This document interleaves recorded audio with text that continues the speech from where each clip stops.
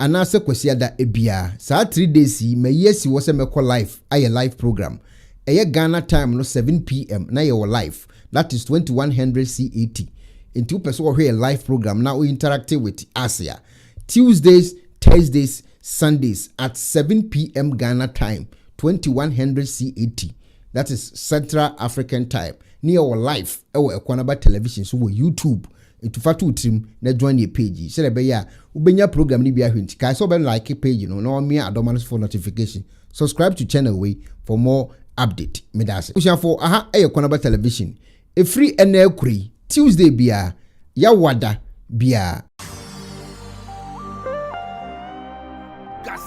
Nakishila Fire. Big brain on the beats. Gonna boy attack, gonna boy. Oh, Ekuonaba boating, be see ya mawamo, piao. Your food ya pano, one ye piano, piao. Yanke monko, a son ya boa basso, piao. The we be brebe, gonna my need your walk. Yena need your walk, Ekuonaba say need your walk. In your gay, on my day, nada was so. Ekuonaba, I kase, about time in my baby. Watch you say, oh yeah, be my time. I kase, about time in my baby. Watch you say, oh yeah, be my time.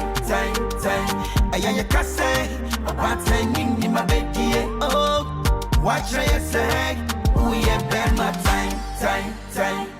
Gaskia, Ekuonaba, Boatie, Unyamisha, wo, Jankadabrem, wana would dream one more, Yankadabrem, wana would dream one more, yeah, we have been my time, ya war bad time, and so we have been my time, yeah. We have been my time, yeah, war bad time. We have been my time. Yemuamo, piao. Yemuamo money, yemuamo emu. Ekuonaba boatie, Ghana boy say, won kwansuo. Ajeni boating, ombrepon, won kwansuo. Ekuona na ajeni boating, abewo do clear nana boss referee nana no. Ya wanya mata Ghana boy osoda wase nyado wanka bibia nchewa no wada na tikwa kire wo eba san so na osuru enne atagana bosoda wase wada ama anu ama ni dini agentre ha wona atete nyanka wona ama ni oni bie wona nufu tabraba tin kwada nyina adwa no toa wo omo etia Watch you say, oh yeah, be my time. Aya kase, bad time in my baby. Nipa ya dia wasaya ye, nipa ya dia wasena se. Minya boatie, wo kwaso. Yemuamo money ye, biao. Yemuamo money ye, biao. Nipa ya dia wasaya ye, nipa ya dia wasena se. Minya boatie, wo kwaso. Yemuamo money ye. Biao. Yemuamo money ye. Biao. Watch you say, oh yeah, be my time. Aya kase, about time in my baby. Watch you say, oh yeah, be my time. Aya kase, about time in my baby. Oh, watch you say, oh yeah, be my time. Watch you say, oh yeah, be my time. Watch you say, oh yeah, be my time. Nipa dia wasaya ye, nipa dia wasena se. Minya boatie, oh yeah, be my time. Yemuamo money ye, be my time. Yemuamo money ye, be my time. Yemuamo money ye, piao abeta hegan piao ai Ekuya Hegan, me ma pia, good evening, Ekuya Hegan. even inketia mema piao what I say mama sofa ya PC me ma me ba kope me ma me fo nko ano ma babs ohun ye de baby a obi a me chiao ene se me connect na jam no abon komo ma nte nka ho ye de enes kwansa me ma piao me chiao bia obi a Elizabeth fo piao Grace enso was me ma piao ntibro ne piao even adu abo a me dofo no size we still the baumia the battle is the Lord baumia yes you are connected yes you yes you are connected abi batano mechiao pa mechiao Agnes Prato mechiao pa Agnes Prato mechiao na kwa kudua mechiao pa and sponsor nyame bo chira dey America for Thanksgiving Day. Oh okay ene mamo happy Thanksgiving Day and you can say Franco Usu mechiao pa mechiao nice one Ekuya brefons was mechiao pa face mask na say nyasam keto ene dey embache dem mo pe coffee say dey ne story ni sitie no say mo pe coffee pa yentime mpon program no ewa ene ko da har maka kire nya dia me da no wada bio si he ni nti pe coffee bitina ho say dey betima wie ni nyina asomdwem interviews me bi be kokoso ye be ko America twitwa interviews bi ni say ensem ni of too much nti che ope coffee etena ho kilantua baby obi amechia kilantua.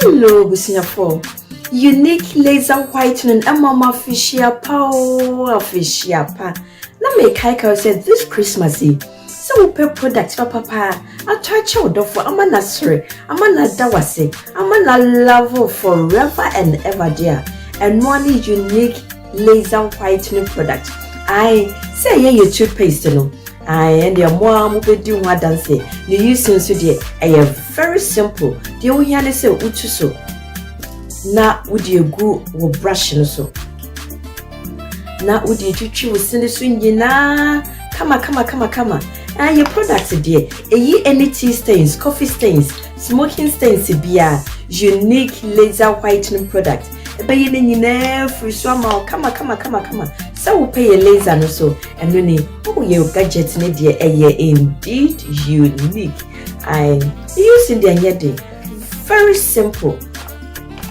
Oh, start here. Open use shade guide no first. I what the shade guide and actual so. Send a bell be how you are improving on the treatment. You using your thing cry. We are na wafa gel no. We gel na enuni. Uchuso. O share your gel pen no crana. Which means say indeed unique. O choice no kakra. Who say gel no flow through the brush. Na odi afifa osinisu nyina kama uria na washe train obi one more say bia ontimi enkenkan ontimi ready a enye there are instructions on how to use no picture form instructions on how to use the product news enye den kra and then 10 minutes pepper na we we are more rings when nyina kama into this Christmas day yampo modia yento unique laser whitening product yamfa my dofo na on joy na on sre na on love you forever and ever unique laser whitening or say money seso no bambo here na me papa mu de pro technologies and me kan fama wo ani pro Technologies. We are specialized in both sales and installation of CCTV cameras. Yes, on install CCTV cameras in the Sour Ghana and NASA brochure now for Ghana. Now, best CCTV camera installation. We need Pro Technologies and then so yes CCTV camera installation, electric fence, automated gate, access control, video doorbell. Opadia, man, none wants to that form. Near general construction. So, person see the mount say ya bansoro. Then tia so washasie. Now, person ready bow and after na person sidima wono. Woni en eminsa woso. Near de wo ni say. Ye no nyina ne wabochimemu ha. Any branch ewa Ghana. Na eni mo bra wo bre. Nti so sika fa ensemu a. Sro bia nim. O dad. Da. E dey bi apese osi. Plan bia. And when she saw here solar power, and our bamba wants and send be idea. Only Pro Technologies, and Miss our so. Yeah, smart home. A buy from video be a person show fee. And now intercom, a bihujuma. And yes, fancy interior decoration. Yes, Sophie and a mouth. And now our Sophie. Now, Pessi, see, Hodoma war. Say a your office. You be neat. Can it CBG and the DNM for information or WhatsApp +1 401 7570 300 and +1 401 6992 254. Pro Technologies. Customer satisfaction is our topmost priority. Oh, Rigus, Zana Gusi, Anya Butre, Amunya Butre. Baumia team ne Baumia team any affair say, honorable can team, Amunya Butre. Yentokwa bi anim agrogwa munya bote to abanu wi ya ne ensan de wodo abodum ba for na de me ne sister Evelyn de ye kosa me Connecticut any Venice was the club any the battle is the Lord the assembly ya munya bote Rigus I am munya bote mamo nkontokwa Jordan alumenu unya ho ye de mechia Jordan alumenu mechia no size Rahel Glasser mechia pa Germany fu nyina no size ubaso anu acha no machia obi so ni okoye ni kama ya mami ye o musi enda ben ya mami ye 28th of November echinachi ye ye mami ye ya se antenete mana meboa echinachi ya na ye no okay 28th of November ena omoye eyi no anase sen mami hwa de ni mpacho Independence Square burial service that I am temper we dey Nyankopon ye de emfa ne crazy Nyankopon fa ne crazy ye maame we dey kafra eye we dey esi gina timetwa si o so na ye bechia ye behwe maame anim kakra nti ye maabusu nyina ya akọ mun kafra 28th of November and ye maame His Excellency Nana Konedu Ajiman Rollins ye na yi burial service Independence Square iti ye nyina ebwa kutwa ho na yakoma no bye kama eno so ehun komo no iti we dey Connecticut for ne ayifu nyina Connecticut ne events the battle is the Lord's fu nyina ehia mu nyina mo ho the battle is the Lord for ma so say Samira Baumia akoka asimi na mepacho na say Samira Baumia ye MPP na oboane brother oye NDC mani nya MP NTD masa mumia nwini ye hu politics no mo ye politics it is Samira Baumia omon for criticizing me bebo mo ne ku me de ho de mente ase me ho de me na mente ase wo de o te ase no me de mente ase so mo yo benisa ne nua so be ye NDC nti se wonyende titinchina wo ye NPP a tinchina wo nua so nye NPP se nye ntokwasa tibe de me hu ni se mfumso bia nti se ne MPP ba no wadi kakra NDC ba no so wadi kakra kire din iti Samira Baumia wo se boni ben ne wom se obeboa ono ani nua ni moja amana ye NDC for MP ewo adenta die boni na waye munyan life man munya maame life man na si o mani abra o ye it is possible ana Connecticut for so yesu ani abre it connected for ani abre na it is possible for ani abre munya life man na we die enye ntokwa say obi ye MPP a enye force se ni nua enye MPP enye ntokwa untimi nkwese wunua se chinchina ba ye MPP mbacho enye ne sa o ba bia munya life man na won support ne brother ye to abani wi am se nyina be san hwe abom Christmas ye ne mu nyina na ehwe nti munya abote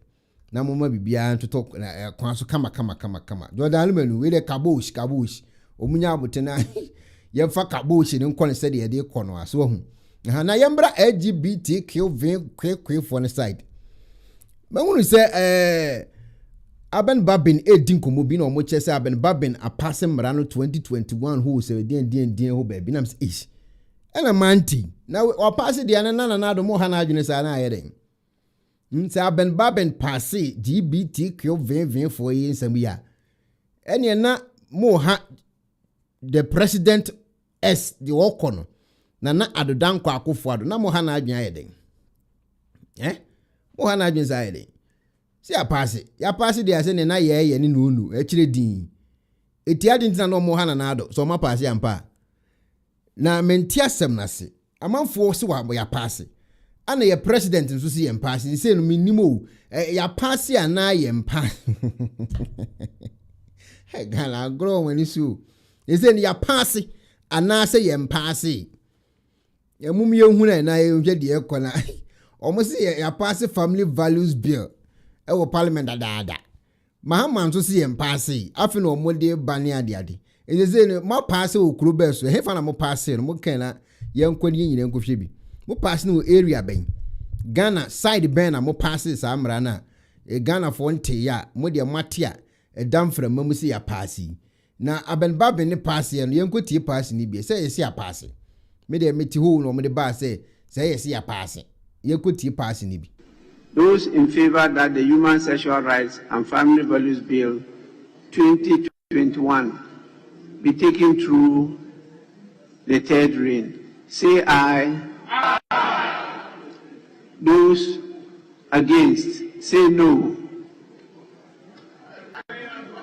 Honorable members, the ayes. The Human Sexual Rights and Family Values 2021 is read the third time and passed.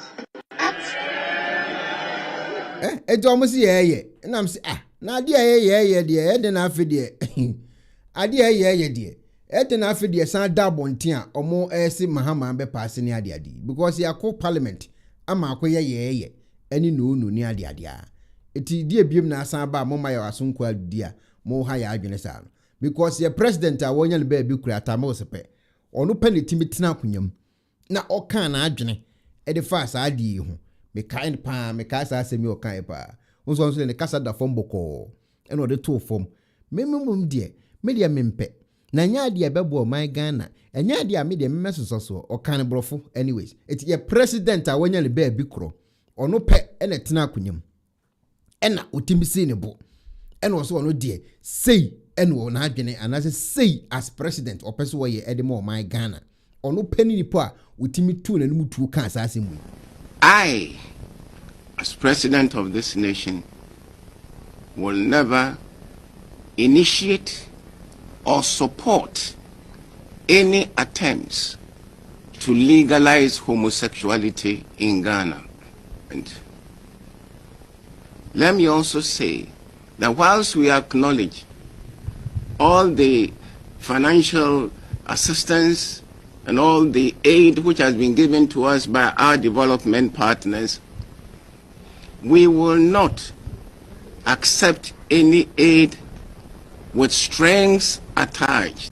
Hey, president, I want to be big. Nyame kopon emfa kra ensie okasa boko one ne kasa no ka da fom boko na so na odi nkomo ame de mempem ho asem na waka no de atom fram na ekire din na danko akofo ado so tena ase asem amahama kai enu abi na nanso kai na say eya ade a it's bound to happen tim say bound na nkofo anti ase eno mo fa ne say it's about to happen salim say nkofo adwene yo kona na ado nkomo odi to abontin no enu the same nkomo na ana John Dramani Mahama, the president of the Republic of Ghana, or can the same thing? I don't believe that in Ghana so far a sufficiently strong coalition has emerged which is having that impact on public opinion that will say change it. I think that it is something that is bound to happen. What you say? It will not so say Ghana for no nyanjintu.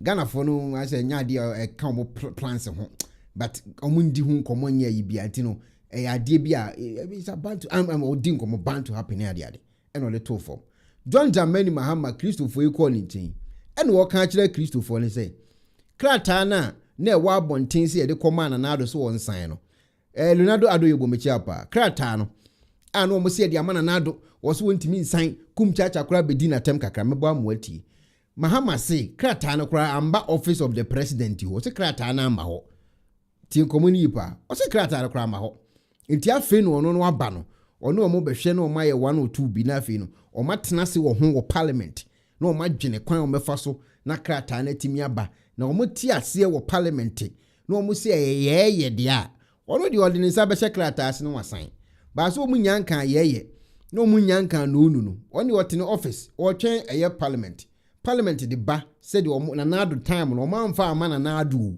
ti de wokan that the bill was never submitted to the president for assent. What you say yamfa nkwa nkoma no yamfa bill na ama na nado yamfa nkoma no ankase na nado ansan etimi a minim MPP for communication for no se no ma bon se din a o man ntima ma chirichiri man chire Ghana for no because na because minim se de akoma no ene wono ansan se yamfa nkokora ena musuma ntima ma meka me ante no that the bill was never submitted to the president for assent. So it was not submitted and the president did not assent. And by the constitution, any bill that is not assented to by the president before the expiration of the life of parliament expires. And so it means that the bill has to be relayed in the House. The Speaker has given notice that he will allow it to be relayed. But if you want the position of my government, marriage is between man and woman.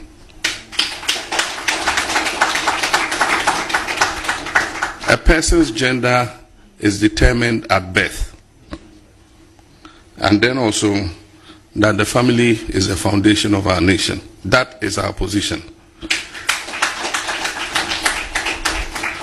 And so there are no questions or equivocations about what we believe. I believe that we are completely aligned with the Christian Council in terms of your belief. And so we agree with the Speaker to relay the bill and let Parliament, debate it.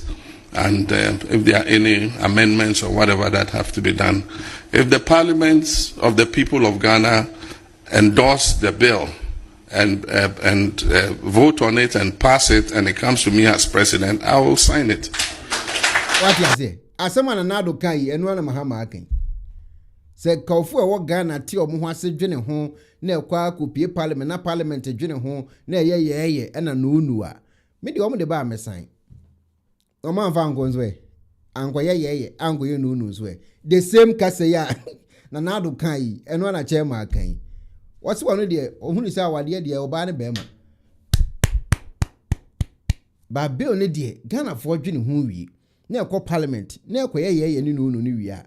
No more the bar, me dear sign. It's your my as what one or bunimai, HD. And my and what will bunimayu, not yet me problem a wahon kakaya one. And he say, Yen Yanji dear Nintumun, or say Amuti and Tina, mamma, Fimuni, Amuti, Obia could Obia any clamor biakoda. Ubi area upon Chibi to her, will be in a bus 6 months at that. Oh, Abodam phone was system in Mudada. Abodam phone was system in Mudada. Yen Yanjin to Mukrano, more na Abodam for that. It's a young quadu to Musekima, a damn bono bear times bear 100. A whole me problem Kakrano. Because so snang say Biba Tuja, come say Casapos a BBFM. Kwebi omude camera atete baby achina watare na ntwie to a wo so obu na ntwie to agum abodamfo no wo dada o mabodam dada e no mo hye dem ho nti kamo mo hye dem ho saa mo kwaji tum no mu pia abodam ne be mo edam abodamfo ne be mo because yan yin tum ko mabodam dada ne be san agi atum e be big problem kra so obi bu obi to agum ofi a ho de me fa ho be se ne wo hye dem na ebu to agum ba ye kwaji tum a o be ya ma na abroso minim minkofo o minim minkofo minkofo ni mimomo minim do metim do muntimi nyew ye ade bo Ghana ni betima me se we de nya Ghana ne ye we me se wono na aye o metima ya na LGBT ye de kwa de betima LGBTQ+ pre de bi ba keka ho e be proso e be problem e ho na ye me fie no me fie ni nyina na maka kiro enye sa nka me form ho ne o mo LGBT de bi ka me fa ho kra ba ye nkofo no be ya ma na broso ombe ya to munchene ama ade na ye tan ombe sen tan e honi mimi problem no enye sa ade a sen kan ye yibia se ne wa woto na ubu agum so ati ase ba nkofo no adwene no ade do mbitimu ubu ho anso obi di ne be ma ewuru obi asum na pie ha no watwe apie e be problems o minim nkofo no de o metima chema ti nkomo na ye di ni ombe ye amana broso obe hu so obi di obi ne be ma wuro obi hwinim no ye na wura ha no wa twen wa ne hwenate ombe ye amana broso menim kofo ndo metim do mutim nye ehwo na ye me problem yes anka de aka ne ka me fa ho kra o se American ye bebi wo mo ye bi ni ade ade a ba ye ne side ho no ye bi nya problem hospitals nso nsan ni ho a ye de obi to bugu ma ye kwa akọ fix to ehwo na ye problem no say ye mpo na nka hospital bi wo ho a obi tu bu agum a ye kọ tare amana onka akiri din bo obi betu bebu agum ma obeye problem me problem ehwo na ye me problem kum chacha bedidi na nado atemi se wonye guy no wontimi nsan ho ahwan ade kura se amfa nkoma na nado edu kum chacha se obe pa acha wa na so be ne den ni akukuduro pa na nado ade mesu po bi a woni akukuduro pa na nado danko akufu ado woni akukuduro akokora president Atames akatla UK ni US ni America ani abrofo ne se atulumu tu sabe ani woba woni woba da ani LGQ plus dia ben se woni woba beda woni wonu ya ba beda woni wase beda woni ya mwa ni nkusie na ponchi dina baabi no waso ni mu se marew woye me wo se marew Sadia we president Messi Casa one yintom will be an anokan one delay. Adentina Nanado Danko Kufuad and Wanyan for no me and Anon Casa. Entina make cattle send Nanado when near Kukuduro Bakora. Men I make cattle also for Kum Chacha. And you say Kum Chacha is over any day. Nana Danko Kufuado, Kratana and Kuren was saying. Masofu dear Mudika Crey, a Christopher, I'm Rofun on the Bible, no crab Mugana Hono. Ah, yesi o mune be cheche de akwan de ebe. Kristo sumne ade ade no. O me ko se me ko Germany nya sa na o mosom no. Ya ne ho de no wonso o masoma ama na aboro so. O ma ya ama atabataba. Enti se yakoma LGBT kwen hwan ne ko baso ho a. De medi nkan aka no. Wo de mu nyina mo ha meka se Ekuonaba kan. Ye bedanya no obi de ne bema ewuro obi hwinima amna ko nani ase na akoka ne yekutu ewo ba. Wo beka se me kan. O me ya mana broso said o ma ye Kristo sum na mana broso no ama se Kristo sum no Jesus kra hu ona ne bu afu ya den asem ya de na mana broso sa no me ye LGBT kwe no sa no me o me nya problems e wo ho wo lo be ka se Ekuonaba kan problems kakraka ni benya etukum chacha na wudi na nado atem se na nado enye guy ontimi nsan den bill na den na wo yo be na nado se men kan kire wo se na nado Danko Akufuado wo se men kan kire wo se wo de mun kan sem nyina mo kan nyina ti na nado asemo kan so ojidie wo Nyankopon mu na o de ho to lo so se be yo se ni pada se ni be yo se da ka ho asem se be yo se nyina alfa ho na ojidie no na ojidie no nam sa ojidie no papa ebefimu aba ene ye nyina ahu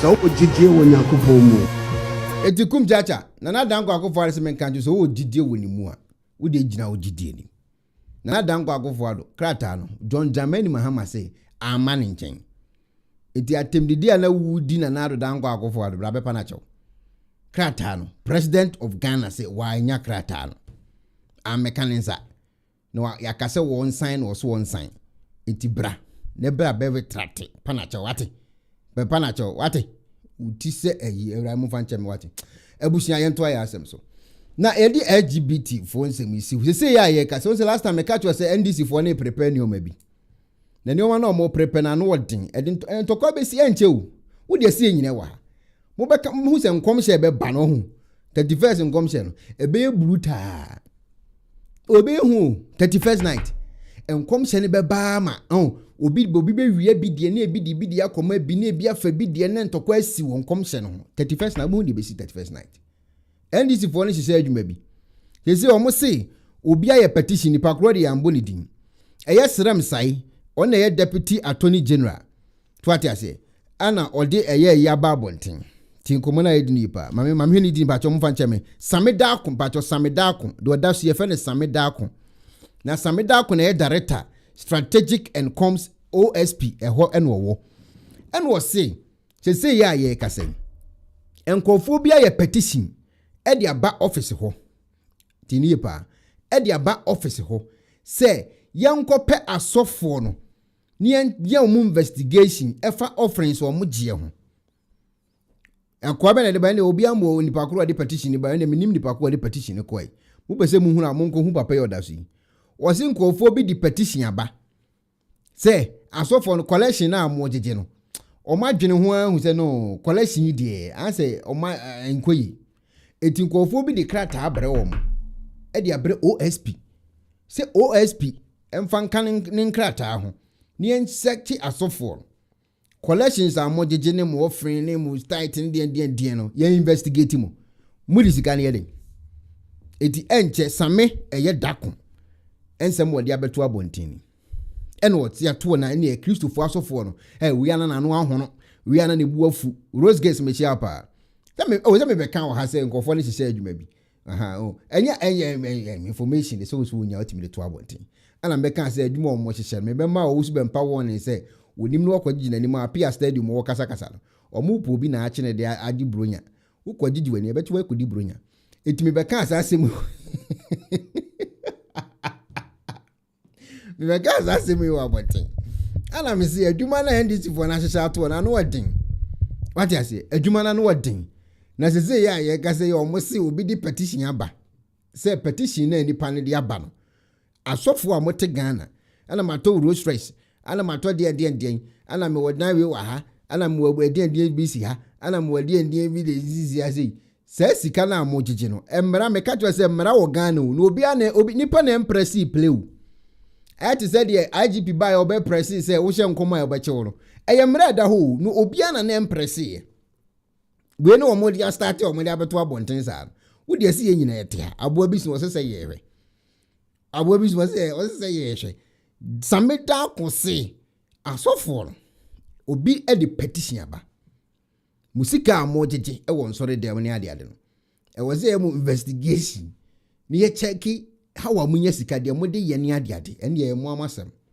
ye nyina tia na kwabrane asese sika no de akogu aso de no de camera to so ni ye boye nsem e ho de minim ho asem e se ye nkoye investigation ni pa ko de petition ko re minim ni pa koro ba de wo ho na maka a kire wo sameda ko etem de abeto abonte no iti asofo na mo wosika mo kire no emra na ewo mo ankasa mo krata na makoye ho no ewo eye ye very say department ye very say register general ho no e kire say mo ye charity organization mo ye non governmental organization mo ntia tax you muntia tax chemade keke so ye chemade oba no abechemade oba no aba abechemade tin komoni pa enti saade ne ye de chichechiche mo no according to mra no muntimi mfa nkokwa se maye yi matodan we ana ye meka anie ana me matodan wa America ana me bank na se ne gum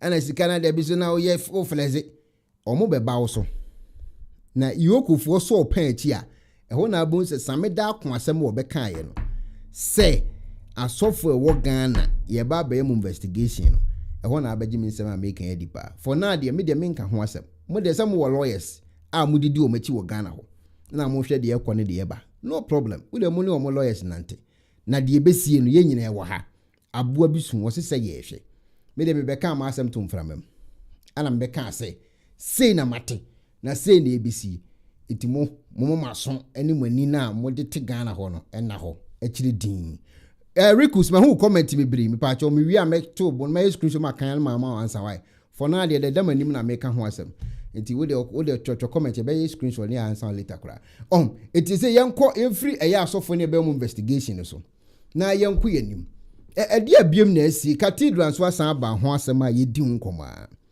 na Cathedral ya asem e dapono so no che say medwene ho a menti asem no ne kofa bai ba bi e free ba bi e be kwa akosie eni de ombeso omo kire mintimi hu de ombeso omo kire me fufu plane kitin a mitimi kokko ba bi nkakran ne ade udu ba bi omso we ye Cathedral udu ba omso we ye Cathedral udu ba omso we ye Cathedral no kwa kire sen de ade Cathedral no kwa de ade according to emrofo mo de brofo ba ya ye ni a ti bia ye tie kire say cathedral no eye ba bia ye si bishop fo ne ko hihia wo and bishop fo nkunye sisi woni ade no makushi ane ade ana sorry dem nso ba bia Christopher ne nipa kokuo bi hia no mu ya akotrama bompa no mkom ba bi eti cathedral ho no enye se wo kwa akwhye na akoye ha baba baba tamalabel todia brand debi enye sa na tie enye se akwhye na wo kam na wo tu na de si obi ayase ne ye deliver aha me pa cho based on eye cathedral mo amwa buruchira mo hwe me am skura mo tu kwan sini me am nim de me kan no cathedral no ebi na gugu screen yi hu obi cathedral yen kwetena nkwa ye hele baba tabadam sorian baba enye sa na ye wo cathedral mbo kwa bekokwa na restaurant bi wo mu ni ade but mimi problem ni say Ghana no ye ne time ye wo mu sise ye kase no ye nyanduru cathedral nyanduru en kakra sise ye kase cathedral ye nyanduru ho because problem kakra da ho ye kwan kra nya no akwa ye cathedral eti ho the problem wo ho ankasa enti sa de a cathedral say nete to atase enye se ye kwhye ho ne ye deliver nkofo to hu ye kwhye ne ye bom pae na obi abane ya yaton anonten wo ya ma da bi hwe cathedral we ne ye fe cathedral we mu se ne from we ne ye fe cathedral so atase eti asofo na e wo Ghana no ene eye Ghana mpanyifo no enso de tu omunso tirimu se ye kobom pae ho mpache onye national mosque so okura na yala akba enye sa na tie cathedral na wo hwe no she kan cathedral ena wo hwe no ene wani gusu a enu bi na wo hwe we mu ne fe cathedral etimi nim na na ado dankwa akofo ado asem woni nkofo ne kan a omofu an se cathedral no yeso omukwa akoton anka ne enwo wo ho debi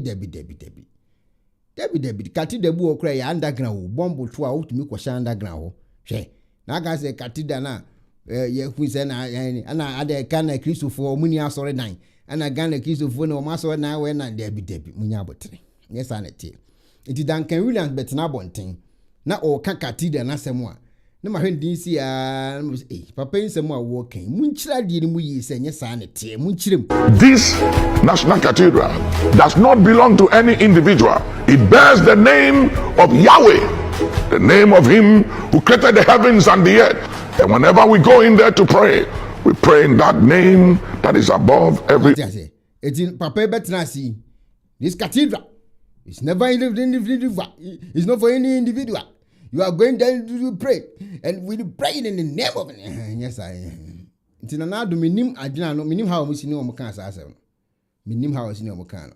Eti nye se o sori fifia no watu ni kanu mo kwose no mu se.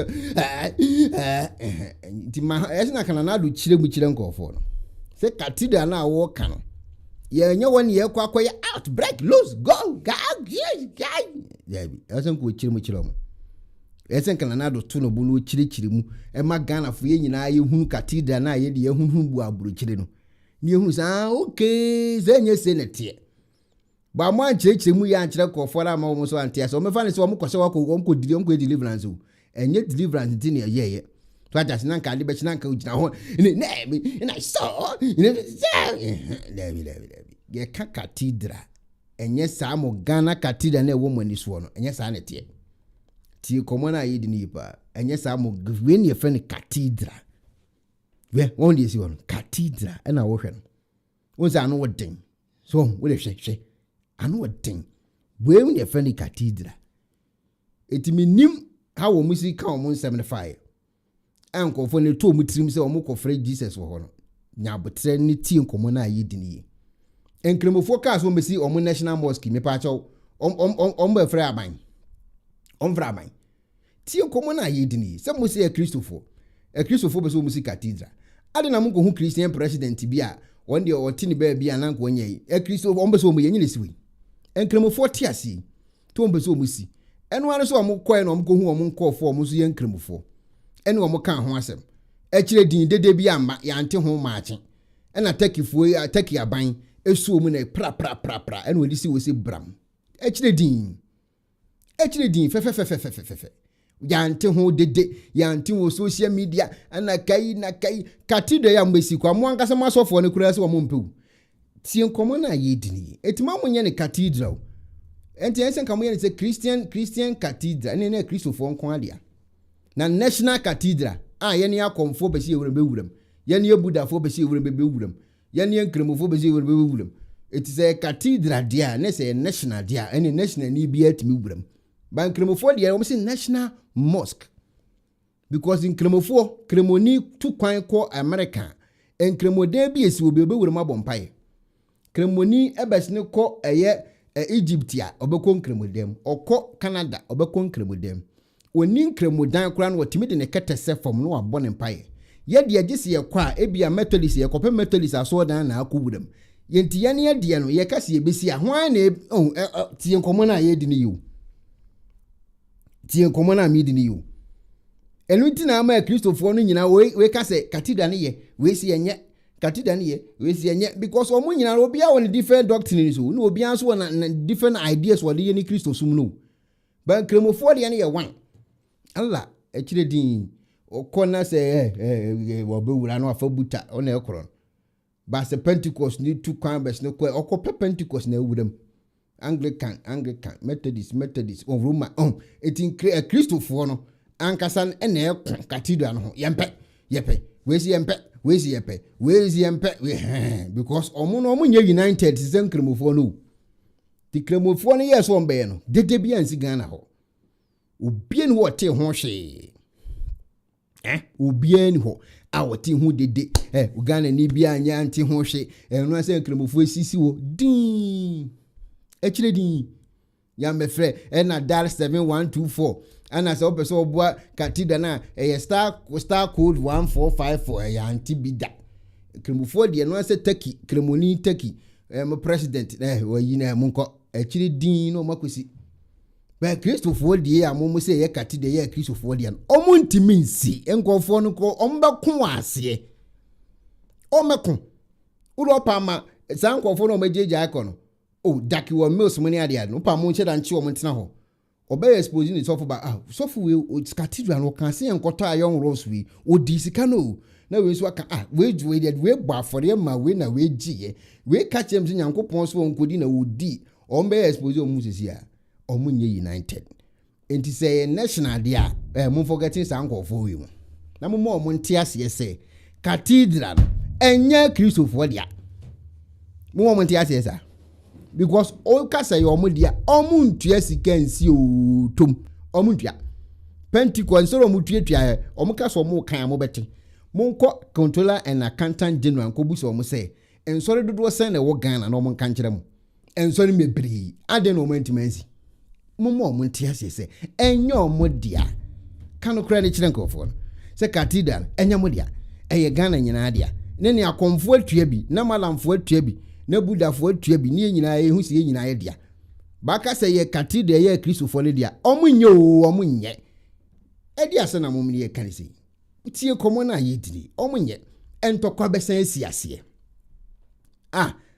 entokwa besi ase tie komo ni yipa na Duncan Williams ene ayi Jesus ahofe na Jesus ahofe ene wusu bempa akosia opambo ene ayi adumchen dua na dana samwa na etonwom ase omebu ade na gu omebu cathedral na gu tie de maka che wono se format na me mo ni yipa se omaye program Ghana sa machine yesi we efidi yesi we dana samwa na betonwom ase adumchen dua babio wusu bempa ene ayi ye very say Jesus ahofe kobi na jegezi ba ho Canada Japan ba betwam ofiri wa abonsa afi na baduko bi ombebu ade na gu ombebu nkunya ne nyina gu na meka kire unim to kwanga bezi ase obi ne sika be wo biyem enti we mo kan che omo se nyom dia Ghana dia na Ghana for the panel mo nkasa take home decision na some meka se Kristofo ne dia pan dia me se wo boa se wusu be mpaka se ya baduko be ka se nye se baduko bi ka se ya na jegezi be ka se nye se na jegezi ka se ya opambo be ka se nye opambo ka se ya bayi adum chendu be ka se tie nkomo na ye dini emfa entokwa besi ho eti John Dramani Mahama sankofo we mu memmom ento mutrim se ye Kristofo ni besi emfa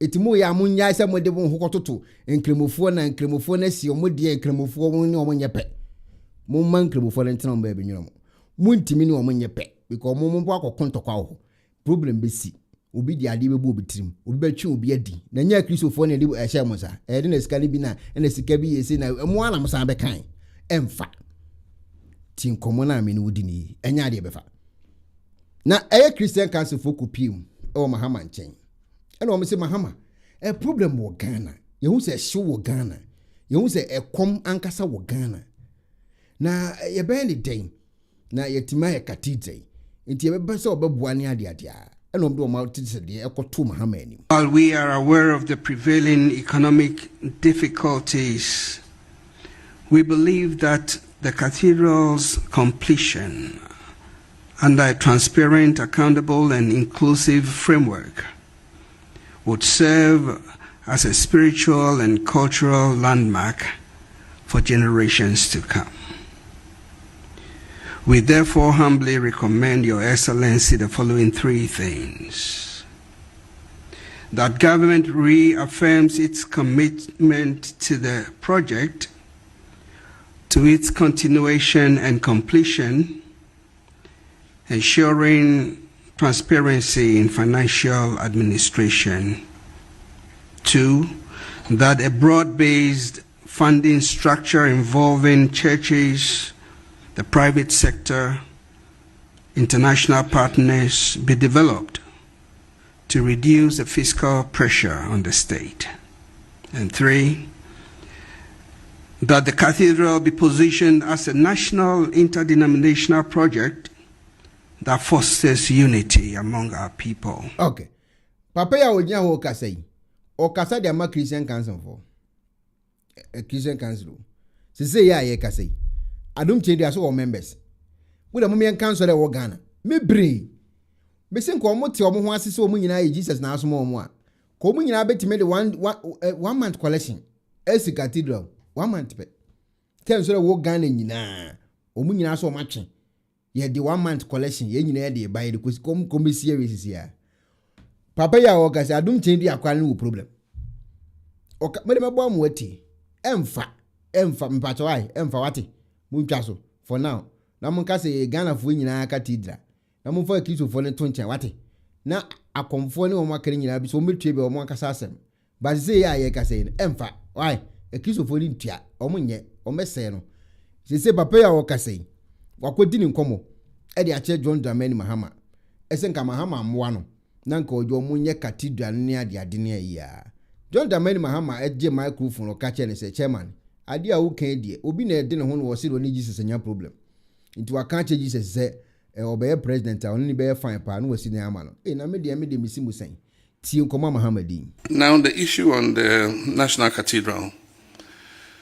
The National Cathedral the Board of Trustees ordered an audit into the accounts of the National Cathedral.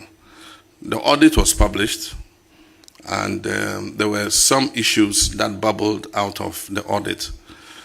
But there are two kinds of audit. There's a normal audit that you yourself choose your auditor and ask him to come and audit you. And then he audits and presents the report to you. There's that kind of auditor. Then there's the auditor who is asked to come and do a forensic audit. And so we got a copy of the audit that had been commissioned by the Board of Trustees. And as president, I directed that a forensic audit be conducted. We want to know what happened. Before we go forward, we must know what happened. And so we're waiting for the report of the forensic audit. Once that forensic audit has been done, then we can decide what the way forward is. I am a Christian, and I believe that building a house where we can worship God is a good thing. I contributed as one of the chief fundraisers for my own Assemblies of God church building where I worship at Ringway Gospel Center. And I built 10 rural, we call them temples, in 10 villages. For the Assemblies of God Church. Of course, I solicited support from different people, and we built them. They have quarters for the pastor. He's got his bedroom, he's got his kitchen, he's got his living room, and then we have the church hall that can seat up to about 150 people. And so I do believe in building, an interdenominational place where we can worship. But it must be done in consultation with all of us. All of us must decide, how we want to do it, what the scope is, and how much it should cost. I believe that at this time and age, with all the problems we have, $400 million to build a cathedral is excessive. I know Nigeria have built an ecumenical center, and I've been there. It's a decent, beautiful place. And they built it for $40 million. And so maybe some of the things are excessive, Let's find somewhere, all of us, on National Day of Thanksgiving and Worship, we can all go there and worship God and thank Him for what He has done for us. And so when that forensic audit is over, our intention is to have a broad-based consultation with the Christian community to see how we can build a place that is decent for us to worship. But apart from that, make it a center where people can come and, look at its architecture and all that, and find that Christ, has a place in our hearts, in our nation. And so when the time comes, we'll do that consultation, and we'll decide together. Papa John Mahama. And how what? And how?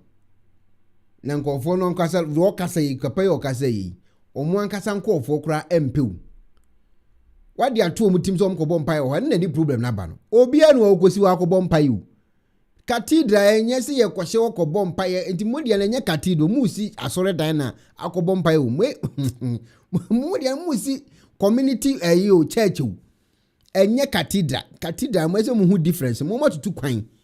Abrochefo mo hwe mi nim de mi ken ye hu cathedral ye hu se we ye cathedral ebe no ko cathedral bi o mo hye o ekam kai e wa abrochiri ebe no mako hu bi da se abrochiri woti abrochiri ba bi a wo hwe mi firi o cathedral bi si wa wo be ko no mo hye wona kokoyi no mo kam we mu de no mo kakikam wo ho eti yenye cathedral we o mo pedan bi na em so makoye conference meeting bi wo m keke na cathedral said cathedral we nimu a ye hunu bi pen a enye no na omo keka ho asem enye no David nya na o ye pepe bia ye be kwa ko bompa ya ko hunu Jesus enye no ho komo na mudi no na mo am ko ofo no kwa mpre so mo ankasa nko ofo na ankasa ko mo mpre so na sa cathedral no be wi am sa be ba cha prophet dentia omo ko ho en dentia Christian council ba cha omo ko no man ko busa se sika e ko mu no ene ba bia akodi no wo mo made anu onyeje be ba cha da bi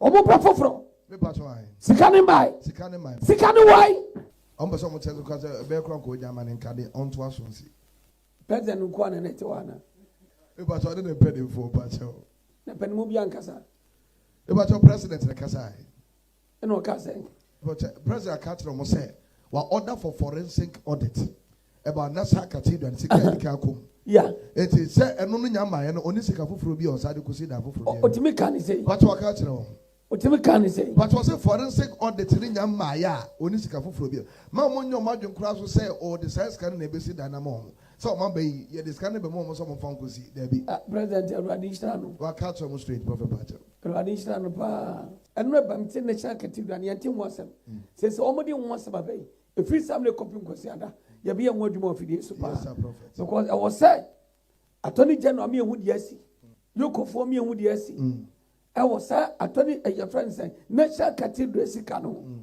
enti say omatimi anya ano etima ko president anim say president ensensi ema Ghana phone can see here National Cathedral. Ghana phone can see here National Cathedral. Yes, yes, baby, nya sorry ana. So what you say? Because say na be akwa sorry. Me na be as dey for ya sorry.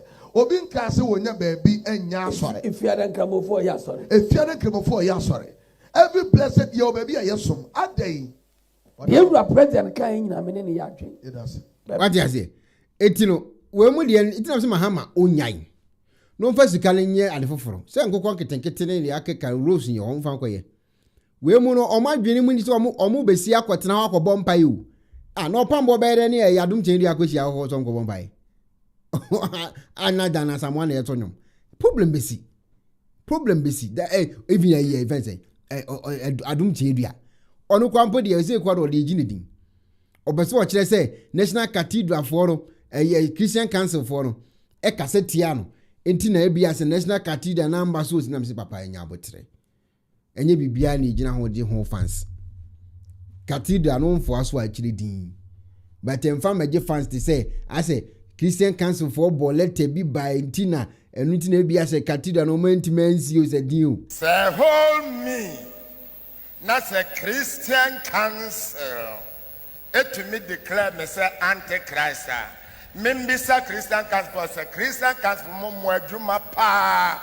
and say yes dia na mo be ye oy mote Ghana ha eye dan ana mo adwuma ni Jubilee House there we go nya Jubilee House mo adwuma pa ni National what Cathedral na National Cathedral mo de koye dan yes amampani ye pa chew Ghana ma ho why na Christian Council for the one why did ya che what you say adum cheduano no Christian Council for no beef omo no problem that do eti Christian dom no e wo Ghana ho no Cathedral ma ha majai omo timi si o yensi kro ho ntoko e ko ho ni ebesi awie so mu wuram ba ko be pra ba ko ma ha matwa so ate fasikani ale foforo na nkofo na kasa no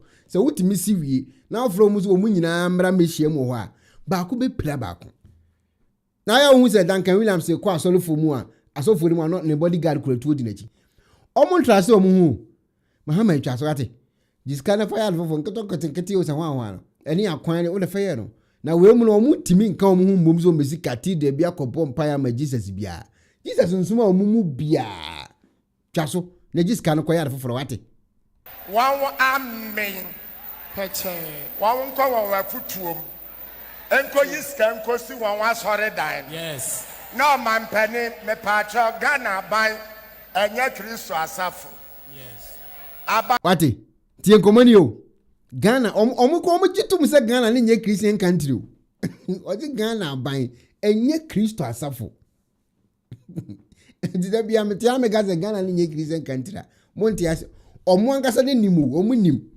omu nim se kuro na nye Kristo ni bia dia omu angasa omu nim tie komona wodidi diulem yes Kristo fo ya hye ndi elem Ghana sha ho kire sha ya kwan ada Christian Council atofuna munin sore dan what you say munin sore dan to omu nyina wo ideas omu ko hia ho ko bompa yo omu adwen nyina no se ho no omu ko hia eti mahama jai omu ntimi nhia eso omu ko bompa ya free Jesus baako entokwa besi ti de make cho President John Dramani Mahama jawe mu life mom na first kan ya de foforo no omu ankasa no omu ntimi nko hia ho even one day kura 2 seconds ba ko be pra ba ko sisi a me na me ka kire wawa mon sare da mo de ya de ahia fo ne mo bro wa fo sika nya na no e wo he nya mo ho na ba ye mon free kwam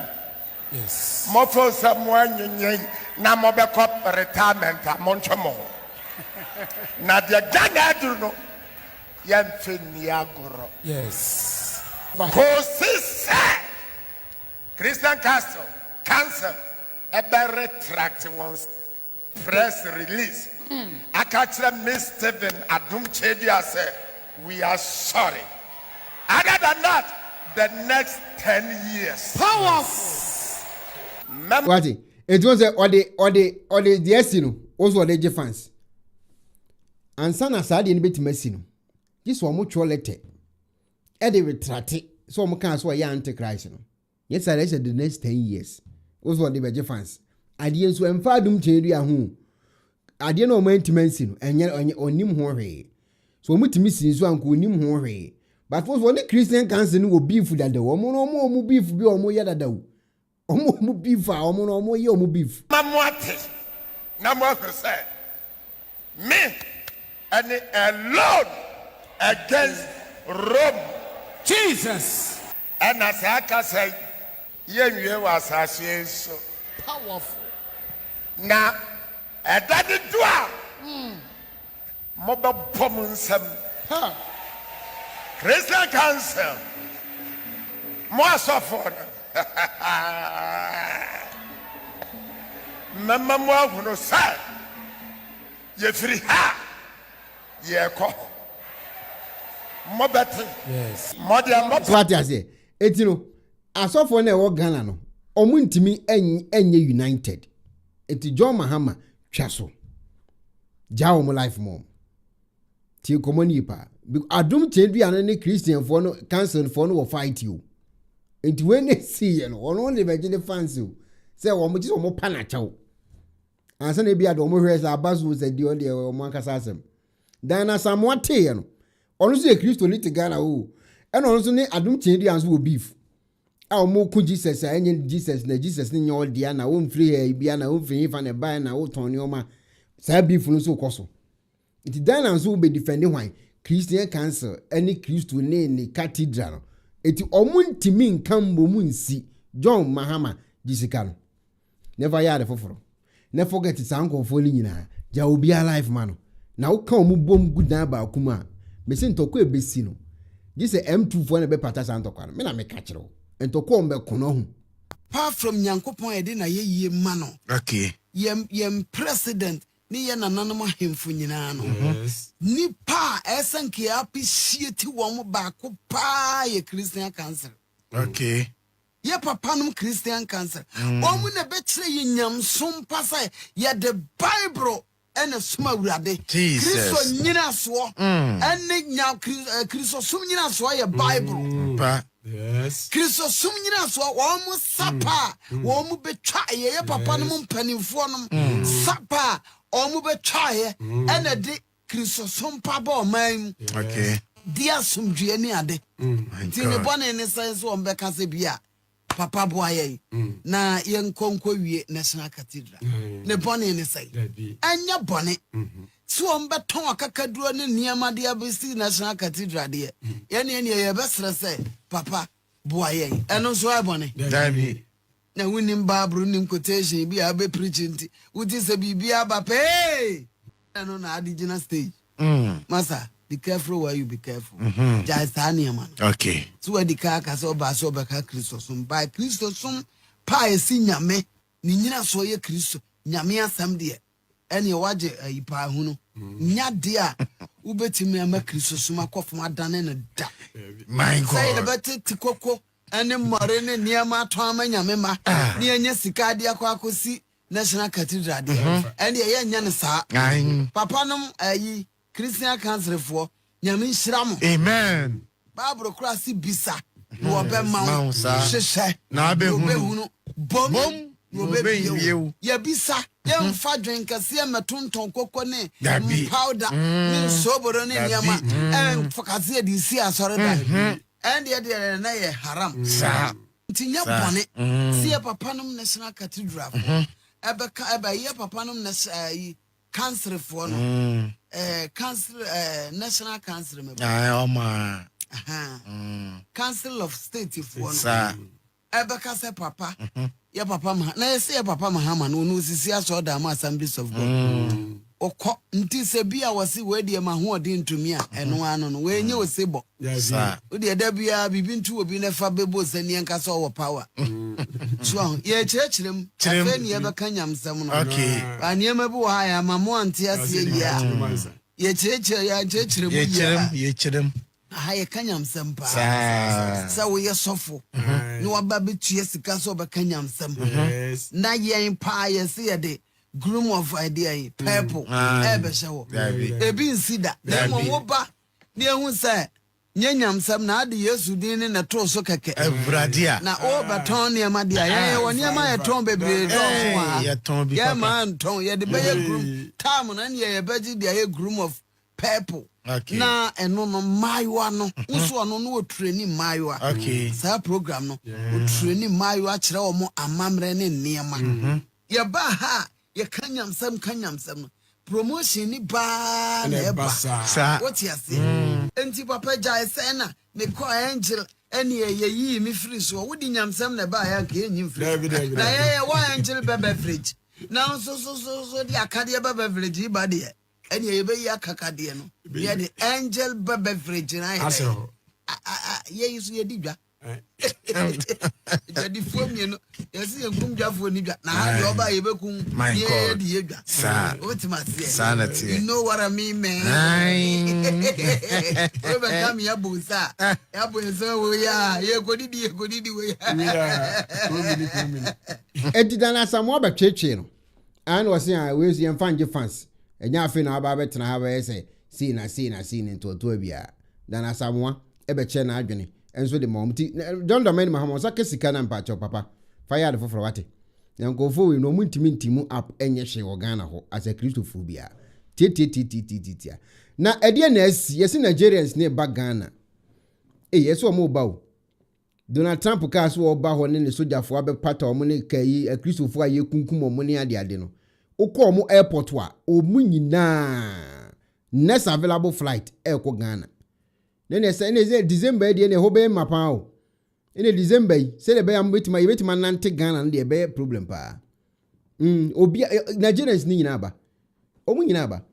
It is December, dear, Empire na mumbo. Someone mufira buruchira moko Ghana no. Ubenya baby di mu na esi.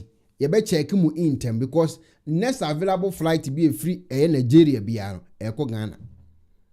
Eno mo nam form so fa eye border no so enam so. Omo de basi wuramu. Eno mo nam so wuramu. He say omo nyina adani omani omo de ko Ghana. Na edi na esi omo ankasa nkofo no wa abonten say omo de mpaebo tai Ghana for machi. And said the eba no de this Nyankopon gemo because at somewhere that pono no mo ankasa yi say mo dwane. I lift them up and I pray to God, say any Nigeria citizen when walk come Ghana could do armed robbery, could do kidnapping, could do ritual, God will answer my prayer. On the way to Ghana, may the motor get accident, may let that person die. And if the person enter plane, may that plane crash, may let that person die. God answer my prayer. Amen. I lift. As you are more than parabo time wachi. Say Nigerians na nam kwan so ebesina ko Ghana. Na adwene boni wo mutirimu no. Ye ni parabo ne yetai Ghana for yechi. Say boni wo bitirim bia no. Omugya omudi manyankopon. De okoye no de beto no to no wonya accident ne ade ena omo kanto abonten. Omo so for ba kon so won so wo ho enso se won so message e de mamo president no. Ghana, the Lord said, secure your country of insecurity that are coming into the country. The Lord said, put borders on check. If it used to be one check, His Excellency President Mahama, put double check on your embassy. Put double check on your embassy. Can I tell you the truth, sir? Let me tell you the truth, sir. Don't forget it. Na me na me penipa otimi kan okure chire nnua. Jo Mahama kan okure ni nyina chire Ghana fo. Ene yesi eno an ye pe ene ekoto ho aba. Wadi meya eye ni interview. Ene obusa no borderless country na borderless Africa. Ana Mahama say mame me kakamuti. About borderless Africa. Yeah. I've been a victim. I just had a brawl at the Togo Ghana border just because I refused to pay bribe. Yeah.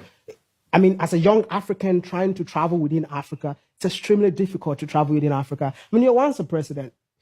You don't think Africa need a border? We should be a borderless continent. Just like Europe. I had a visa for Germany. I was in Austria. I was in Netherlands. No one asked me anything. But on the continent of Africa, there's no free movement of people and goods. We prepared the protocol for visa-free travel in Africa. We were going to pass it in Kigali. At the last minute, there were objections from, I remember South Africa, but there were 2 or 3 countries that objected and said we should delay it until much later. Okay. Eti papa kan ewo echere Ghana for. Say, onu kra no obemo mo visa free ni ade. Na aso mo koso mo pass sa amra na South Africa for tie mu ni ade. Obeka san kire mo say oyala tani na ne alata ehun ahwan ye onusu oku se ho ahwan osan so be kan san de kire mo. Let me clear a few things first. One, about my Nigerian antecedents. My stepmother is Nigerian, who raised me, and she comes from Kwara State, and so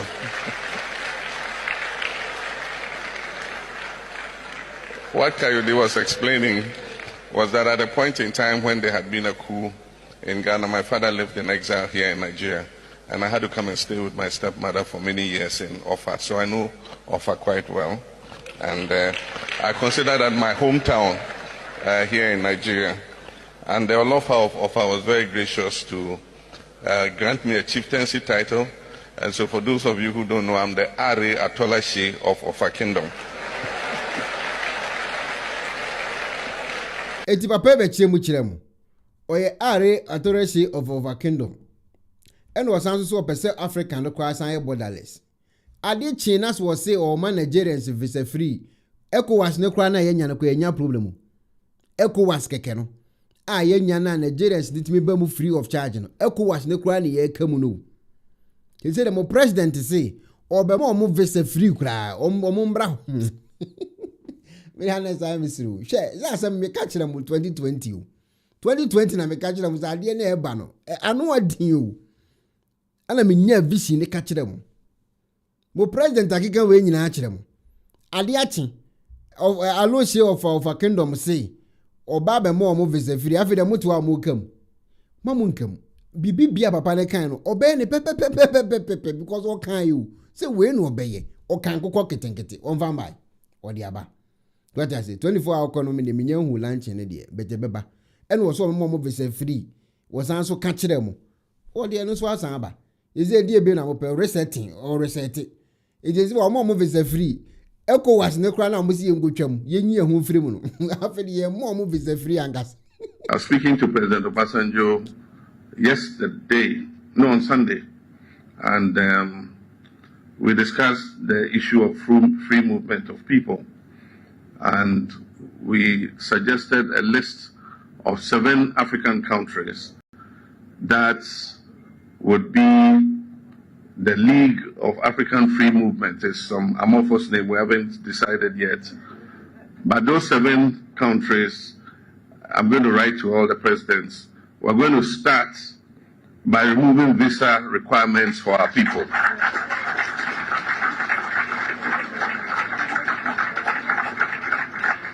And so for those 7 countries, if any of our citizens want to travel to each other's countries, they won't require a visa. We expect that as others agree and join, we shall welcome them into our league. Until finally we have an Africa where our people can move freely without obstruction. Okay. Eti Ghana for ne teye no. Se Nigerians ne ba no mo tiem se mahama wai, mahama aden nam se munya abotre. Munya abotre. Na afi do mu hia visa o. Ye be ka ho asema mo visa free no ma be wuram free of charge. Eti se ko wase na musu ho de na mu besu ma muti ate. They say the visa free ankasa ne be mo o tam ne bag ya no oba. Tirieba o tam ne bag ya na wo ba visa free ona ne ba be wuramu Ghana phone su omo Fred John Mahama say Mahama aden Nigeria people we dey beg una make una stay for your country. If something dey happy for your country where you want run for your country, make una go Cote d'Ivoire, make una go Abidjan. Nigeria people, you too full for Ghana too much. Make una not take advantage say people they kidnap you people for Nigeria, so you won't run come Ghana. It don't do. You people don't full for Ghana too much. We don't want again. It don't do. If kidnappers they pursue you, so if you want you don't carry another country, Ghana you carry. You people if you wake up Ghana, you people wake up Ghana. You people they why if kidnappers they look for you people, catch you people, make you people go, no Ghana, go. So why if they follow you people come to here, what we go do? If they follow you people from Nigeria come Ghana, what we go do? Yeah, yes or more back, yes, some fit my hoba, why? Why people want to suffocate us? Why? If kidnappers is worrying Nigerians, you people want to travel, not come Ghana, you don't do. Because already the Nigerian people don't fool for Ghana too much. Why? Make you go Kutonu, make you go mute. From kind of time say from near Namia, you who when you took your winning Aden. Most of the people come. Okay. Ghana for ne fre almost a mumpe. Omuko make you go to your country, make you say massa. Country ben agan wazel. Munya home life mom. They said the ownership of autonomy of the film of a kingdom was one say. Omumbro. Etienne afina ye besu esun de afina ye besu pa. Tien komana ye dini. Keep saying if you are a Ghanaian, pray and commit yourself and your family into God's hands. It's that simple, because this government will not protect you. They are rather making it easier for these people to move here. Citizens have been telling the president tightening securities at the borders. You know the mind we. Prophets are prophesying, telling the president to close and tighten the borders. You know they mind them. And now guess what? He's discussing with Obasanjo on how Africans will move freely across. Look at what bandits they do in Nigeria. You are now discussing about how... Oh! Look at this. John Mahama discussed the issue of free movement of people across Africa with Obasanjo. So all these things that is going on, you are rather discussing free movement. Oh, we are finished. Look at Nigeria. Look at all these people at the airport trying to move out. Look at them. Last time I made a video where they are being packed in buses. This one they are at the airport. And where do you think majority of these people will go to? They are coming to Ghana. And if they come to Ghana here too, they will say they want to form a kingdom. Where do you think all these people are going to? If you go to East Legon, all the Nigerian big men, Peter Obi, all of them, they have houses at East Legon here. All the Nigerian big men, all of them, they have houses at East Legon here. And our president is discussing free movement across Africa. Ghana. Only God will protect us now, because Charlie, there's nothing I can say. Citizens say close the borders, you know they mind me. Prophets are saying close the borders, you know they mind them. He's not discussing free movement. And you think, Charlie, may God protect us in this country. That's all I can say. Free visa for Ghana, development, good things like the president. They think about the citizen, my people. He get one of my favorite in comments when I pick from President John Mahama. It's not a license for all those illegal people to begin to trip in, because now when I trip in, turn Ghana to another place. And they say Ghana for Dinkomo. ECOWAS no cry in Hunso. ECOWAS no cry. I mean, problem about ECOWAS now. Yen can want some crane ye. He said they have more free movement, or more cry, and more free movement, no. And no money now go airport or Mudrimi Caban. Yen yam more free movement to cry no. Bradian Copo. And no Mako go airport. Our money now so move Dania Cohu, so move Dania Cohu. Or when next available flight, Eba Bessie Ghana. Nearby can't say a free movement in the end, say a big problem, Cassiapa. A big problem. A Timo from a president in the end, and a moon friendly ye, because they say the baby a drone. Just say the Baba Bessia Nancy. Yeah. You take your Bibia, I'm Gidis or Bibia or so here. Abusia, so you'd prefer me peer as a motominka. Abusia, and Yaboko, because Kusian Pierre we are. So be PSA, not to say made in Seminam. Now, I'm person maybe say you're a Mahama, assemble pet. Let me try make a sasso. Nina say you're a Mahama, Oba, a mambo imi. Oh, yeah, Juma. The Juma now, oh, yeah, no. Me a free Ghana ha. Ako omo minus so free. Na ye bia me bi so. On fa visa free nipo enfa ma Nigeria for no kra no mo ye Ghana ha ma. Nti Mahama sa ko ye visa free a Ghana ha. Ehun fa na Ghanaians a ye ti o ma we mi no. Ye betena anasa ehun fa na ye beko. Ah, Nigeria for to Ghana for so sa ekunkum Ghana for e de yomo rituals. Omudi nkwasiasem Jimmy Sam o man we hwe asawo ni HIV AIDS asisi a omo amana tuatese o man we. Yero Mahama wo bunu egu wasun ene wani so. Say their citizens na yaka no onfa ba kompo ye. Isia no be ma visa free. Obi ambra Ghana ha. Ghana ni bisu betumi akọ. Na Chad across the border, Burkina across the border, Mali across the border, Somalia across the border. Even Nigeria for no cramp no border po mo crossy. Burkina ne Benin ene Togo kromo crossy, Cote d'Ivoire mo crossy. Aden na yenko a de wo bie ye border to say asawo ni bia ham. Sabe mpanyefo ani mu a. Se obi anwura mi na hwato renchem na uruka dia ekoso o man we. Ah, citizens esu efrew. Say you Mahama ye koso ni. Just say o pesa wonye ECOWAS president and as ECOWAS chairman ti. Bibia no wa citizens na ye kan ofa. So sia no ne yaka kan no. Ne o pesa on kire say yaka but won tie afepo de no. Ye hu ahini ye hu bufoti no. Wo bi boda na to obi ambra. Ye nya sem bia kan.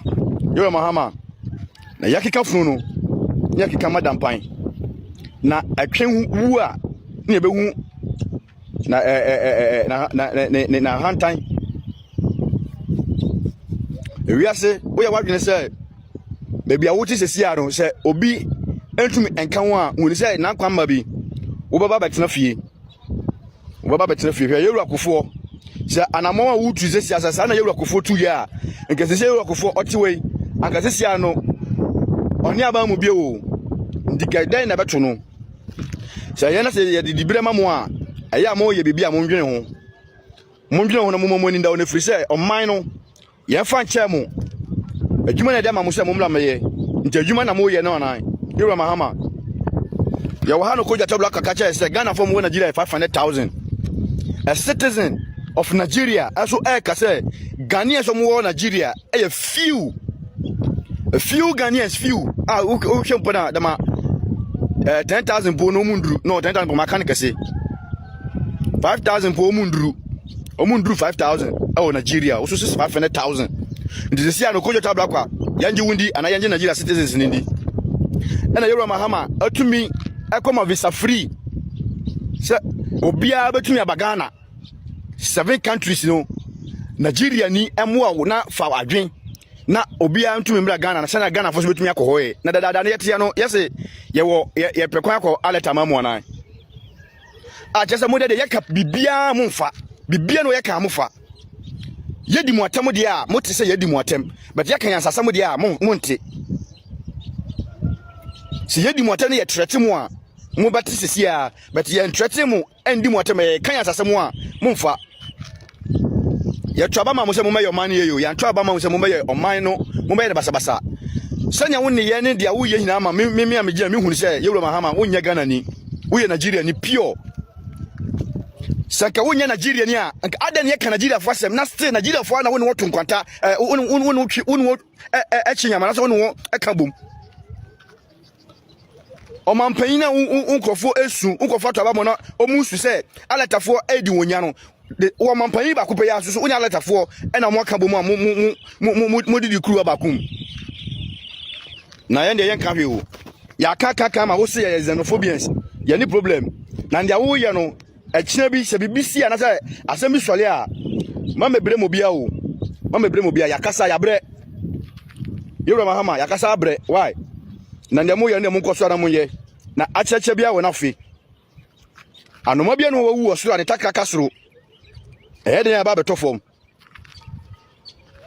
why anoma bia no wawu osoro ani takaka wo de ya baba na momu no munsum bode no munsum kwadu na kombe badachi akom ebebadachi ya woni se sia no akunkunkun a ekoso awudi a ekoso kidnap na ekoso frosting work ekoso asawo nioma ekoso bibia ekoso man we Nigeria fo ne fulani fo no mu ye hina no mahama wo sa shembi woni wa pamfo mu na mu sa shembi adan na Ghana fo epe military mu kwan nimpa mako insia 6 omo wu omo atofom omo wu na mo fa fulani fo e wo military mu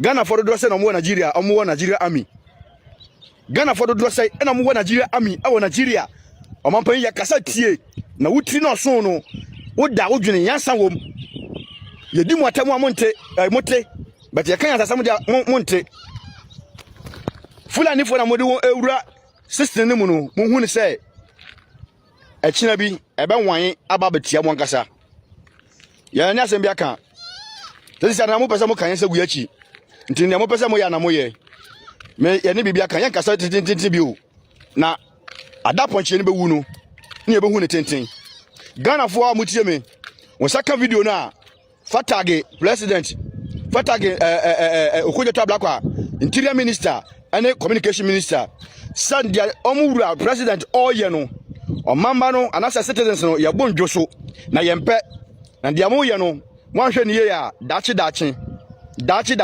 mo dia semeba oman mo ye ne ye anasa mo se oman no ye ma visa free kura no mo hwe awurukade ekoso oman we mo hwe to renchema citizens ne ye fom wo ha je ye citizens ne kasade a ye nkwasiasem na se mo didi me na se mo koda eso aduane ho da ya na mo pese mo implement ye ni problem o de mo nkoso mo share video no mo follow me so follow me na like video no fa wo comment bla se asem ya youth prefect no pe bibisa yewra president ye nkwasiasem anase nyansase na me bisa no na penfo we no udi wona temo wo treche wona omote ne ntem beto kan yansasem a omonte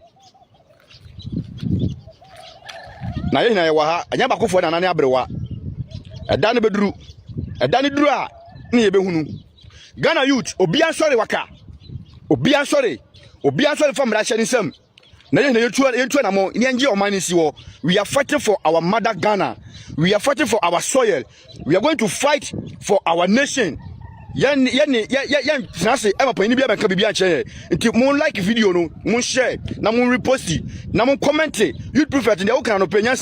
Okay, eti they say the aba beto dwa no awra husemo na de eme yan say NDC for ne enkophobia o mutie social media 24/7 oba mentra zi anka nkwa asem bi fa president ho o de meto dance sisi a enti de pali kikan ni de ka o social media ne de ala o mate ni nyina o but o mu chusu de o mu de no ma fe no se enkofo o mato aba ama mo asi ye kunkum wo mo enipa na wo kunmu no a o mo ye hu dede no sa nkofo ni mum no no mo fa adwene ama mo be sefiri brati nyankofo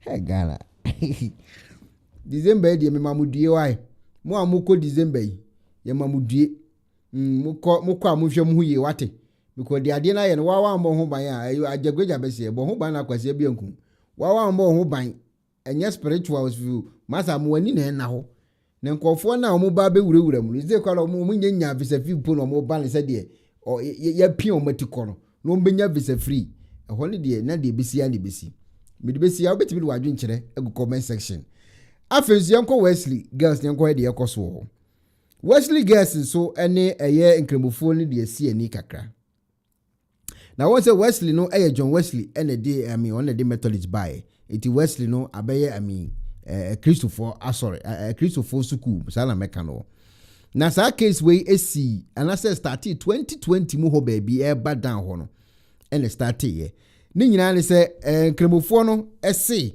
ombeso omusu enya omusu som no fa hodie bi ni ade e wo system nim enti sa ansem we koso mebri e ma John Dramani Mahama that time ko onso ko abekasa afa sa asem we ho a wache na adwene dia fa so freedom of worship ne freedom of den ombetima ye wo ho Wesley for nsu kire wo mun kasa yemu se omo nso school ni systematic a omo nso de omo mara e na e dili enti se nkremofo nsu so omo nso aba na omo nso pese omo nso ye de omo pese omo ye dia omo nso ntiase Mahama kura din komo wi 10 We will protect the rights of Muslim women to wear their hijabs wherever, to uphold the constitutional provision that Ghanaians are free to belong to any religion and to profess their religion.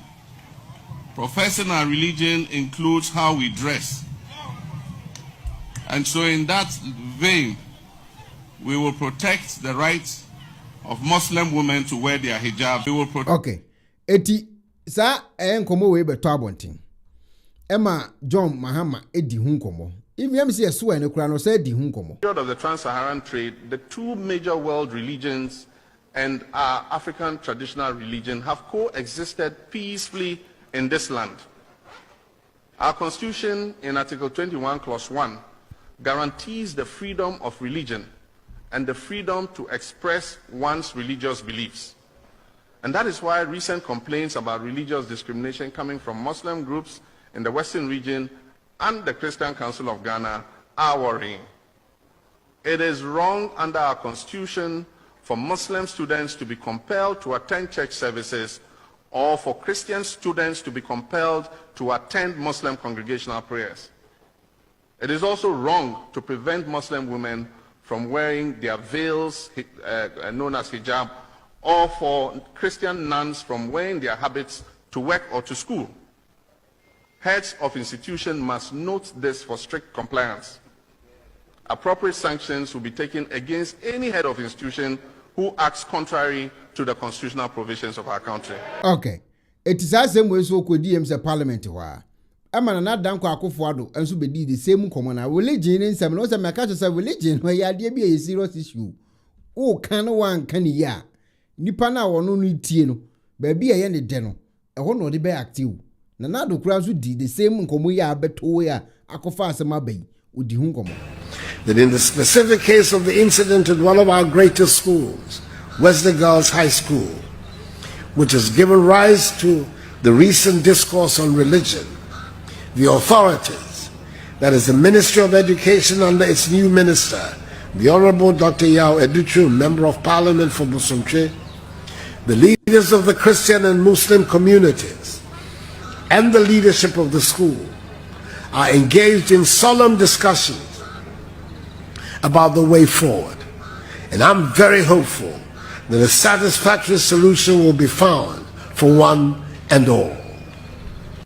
It is worth reminding ourselves for more law enforcement, or from the Constitution for that matter, possesses these characteristics. And it should therefore be easy for us to uphold these basic and fundamental tenets. Okay. Nana danko akufo alusu bedi ho nkomo. Oma ko school so mu ko sua de o. Religion. Na se ya ye kasa yi. Ade asi wo ho ene se. Ye nua be me ye o da school yi so yi. Ene de asem no akokọ. Ye fe ne lawyer eye Shafiq Osman. Ene wasi Wesley eye girls for. Ene wasan si aban e de aka ho. Ni nyina ne se ene oma miensa o mo pese o munya. O mbese nkora no etimi eye Ramadan is a fasting no. Na o mbese o mutimi bo mo mpaye maako 5 nso. Ana afi nso yenya nkwala no na eja omo ayi om begugu mutini ade bibia nso nkoso mfa mo mo sa ane ade a. Eti yenua be me yo da screen so yi ena ede asem no akopie mu e wo court se okoteste mara no na mara no esesen. E ma se ya ye kasa yi eye Haruna Indrusu e kire woni nkasa ye mu se according to your papa on say education shenin so wo kire se wo ya we se ne o ma bi koso ne ade efa Muslims ne ye Wesley girls nsensem ya ho na wo sign the post bi kura ba bontin ene ya make say ya post bi aba bontin a wo so obia ni hu kwan so obeka kire eye obi se o man practice na religion wo sukusu obia ni hu kwan obeka sa asem so wa bontin okogina parliament esanso koka the same thing religion nsem na me di hu nkomo a kire mu no ekodi the same asem ya asi okodi hu nkomo that there is some ongoing debate on restrictions on Muslim students in Wesley girls which conflicts with international human rights standards and even standard expected of us in Ghana's constitution and Article 33(5) and 26(1) of the constitution, and then to assure our colleagues that we have a duty to uphold the rights of every Ghanaian child and to uphold the rights of every Ghanaian citizen. No right is divisible, and that we will not countenance any action by any person to deny any Ghanaian girl the opportunity to profess or practice any religion. Okay. Eti obedi nkomo we to abonti wo se no akoye Christopher ene eye nkremofo ene edi nkomo yi se enye constitution ni biemu abaye Christopher ni nkremofo ni edi nkomo yi odi ni nkomo wiye no ana eye attorney general enso ba abonten ono no attorney general na asem ne kokoto ekoto ne na aso no ono so say Wesley girls fo no omo all right so omo practice eye Methodist faith e wo musuku ho no omo prevent other religious practice it will not support to eye Wesley girls fo no say Methodist fo na esi omusuku e no omo say omo aye na eye ya witimi nka se okọ practice wo ho ahwan ne ade ho enti attorney general so e support to eye Wesley girls e wo nsem wo so de ato abonten e wo Kristo kwan no so no ana obo wanim kakra nso a Methodist fo nso de abeto abonten atwo krata tintintintintin ena omo nso say Christian council fo abam na bishop fo nso ahihia ena omo de krata aba abonten omo kire say aban no e wo sukuu so a ubetimi akone ade akoye de opeso wo ye ne de opeso wo ye wo bo omo nso sukuu omo nso omo asisie eye say religious school se ho ahwan ne ade no omo ye omo pensa ne kasu ne de ne ade wo ho no untimi mam mewuram emeye ho se on so ba beye wala wa kubadu ni sense mebre ho enti omo nso say u be wura school mu ho a omo nso omo standard a omo nso e de atofom a u be wura mu a so ye Kristo ni o so ye ho ani o u be di sa standard no so ti komo na ye di ni pa e no omo so de aba beto abonten afa case di say case na payo we mu ache e no omo ye sa case ana afi so Supreme Court nso directed Wesley girls for say omo responded to allegations na abeto efam Muslims ho ne ade right a ombe so munya e wo suku ho no Supreme Court nso e de ama eye Wesley girls for say omo so meden embe respond to sa case na Attorney General no na mu so support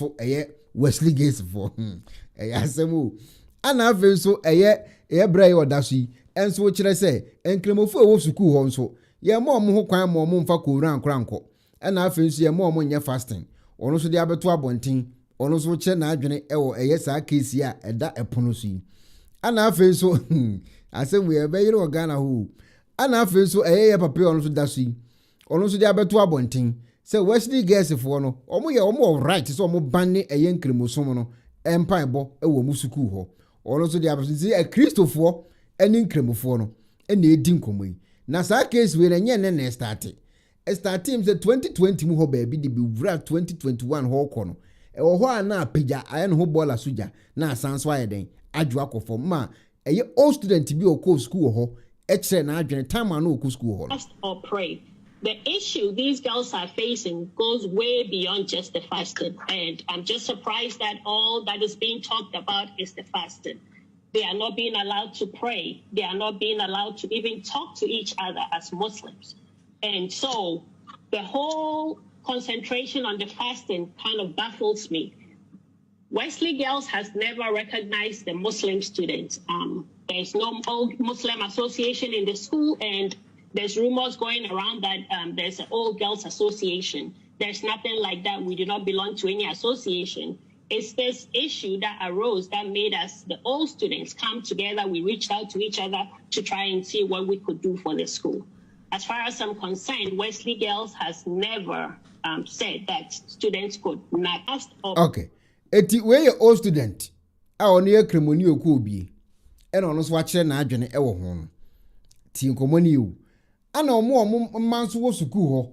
Enso akire village ho nkomoni edi no.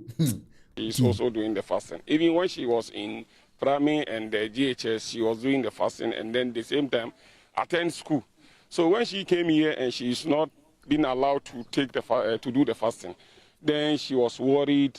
So she told me that she's not been given the chance to do fasting one, and even she had the opportunity to meet the head, and still the head did not allow her to do the fasting. Ismail, a first-year student, didn't understand when the dad saying like the Muslims are not allowed to fast in this school. I didn't understand, so I wanted to meet the headmistress for her to explain to me, but I didn't get the chance to talk to her. So I was there when they came to call me. Okay. Ena omo school ho ni bi enkremofo ni bi ni ade enso astati twetwa sini eto abonten di nkomo fansam ha na menti ase ele na omo nko enkremofo school na asem fa na asem nko.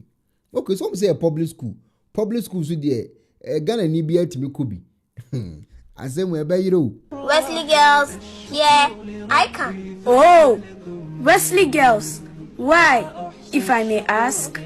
They're obvious. The best girls' school in the country, known for decades for its academic. Persons shall have the right to freedom to practice any religion and to manifest such practice. But in your dream school, where some school rules override the laws of the country, Muslim girls are not allowed to observe their 5 daily mandatory prayers. And okay, eti omo person ka eja omo nam school ho na eja omo gugu ma ya fini ade ya ya samu e be yiro case we the lawyer obedi ni judge obedi de tie pipa na amanfo say schools mebre e na wo Ghana ho a mu nyina mbetimi akobi se ya ye kasai ye wo international college a e wo ho ye Christopher dia Otman wo ho Otamiya senior ho ahwan wo ho Tahid enso ye nkremufo de wo ho Tanyina ho ahwan Tinkili schools mebre wo ho a o kan a does too much ye nkremufo school ene we Christopher nso schools mebre wo ho Presbyterian college ne di mebre na adenti na obi an choose no school no onkwetinem na nka asem fa na asem ko na manfo se no eye public school enti wo se akora bia nso wo ho kwan so ono so timi kobi na okohwe eno na lawyer eye Tofik lawyer Safik eye Osman edi akopie mu court ka kire court say ono ye kremoni eno anim se emara na wo Ghana so obi a wo ho kwan so worship ye adenti na ne nkofo ne emom ho kwan na omo nwe omo som ewo eye Wesley girls. We are needing this Shafik Osman. And I didn't send the Supreme Court to say Supreme Court in share.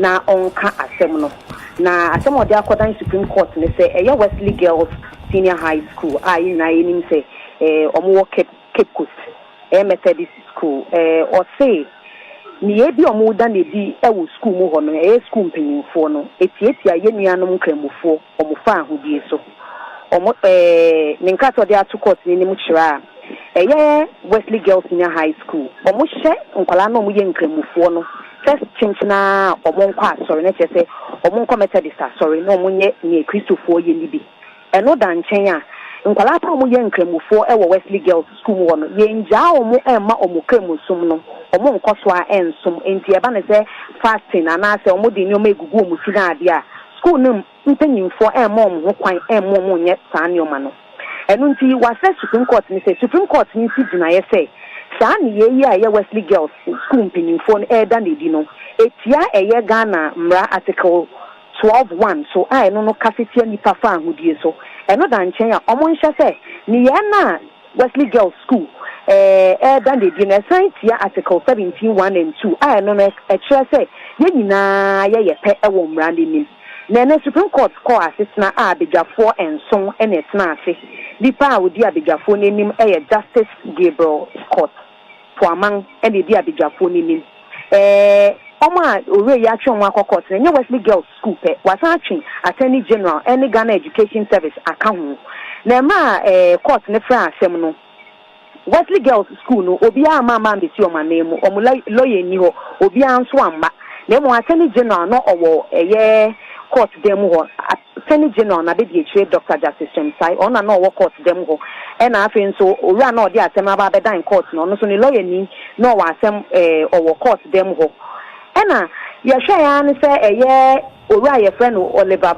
Bakavoma wo ono so wasore se owo asem ka ena court ni se ontwen ansan we mo komu die wi ano no so akasa na Attorney General abedi Dr. Justice Chemsai no de to court ni nim ne se omo statement of case omo asem a omo pese omo ka efa asem na eda Supreme Court nim no omo ayen sakrae kakra wo mu enti no omo pese court ne be ma omo mre se ne be ya omo de beto nkrata so na omo asensan ase na omo de abeto court nim court na je so penie ama omo 7 days se omo nya ne sa pepepe na efi ho no e na court no esi gina ye se nsam na owura Shafik Osman e de abeto court nim o che Wesley Girls High School eti ankla nkramufo no mu fa ahodie so no nsam emu yedu enti omo pese Wesley Girls Senior High School mpanyimfo ebeyi nsam na no se wo mo pa so omo pa esan se nsam bi sei no se nipa na yede asem no ato ne so no so pa obeyi ano penso a onyi ano na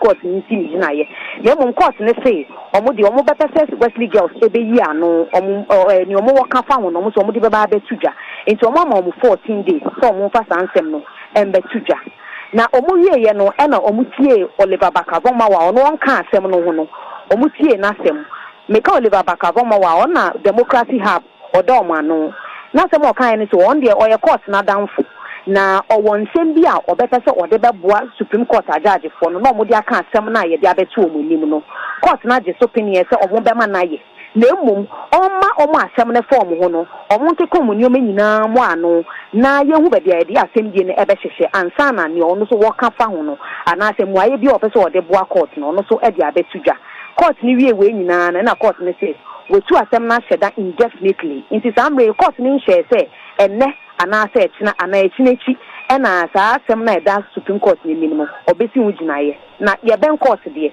eye den ya se omo yo magin so mbetie asem no ye beti ne ye ntua kwa akoti okay eti se de akwa akosi no enkoda ne ko suku so mkosia de religion edin ho abewuram ena akofa court sem enso de aba ndi se akwara bi ewo suku ho se ye aye kasai na oye Kristo ni a ohu kremoni na ti komoni yo teacher fo wo ho ye Kristofo a na omko hu ankremofo o maba school ho a eti religion no enso be create problem foforo ewo suku ho e de amankwala ro mugosi o ma de akomba bi no e be create problem minu aba me yo da so ye frɛ no eye peace say the peace that was bisa yes any page ana me fa video yi ana wo di nkomo me ne be twetwe nkomo o page yi so na mabusa no question 1 or 2 bi say case wadi achirache me hunu say wa show evidence ya eche say wako school ho nyina ada na die ntipa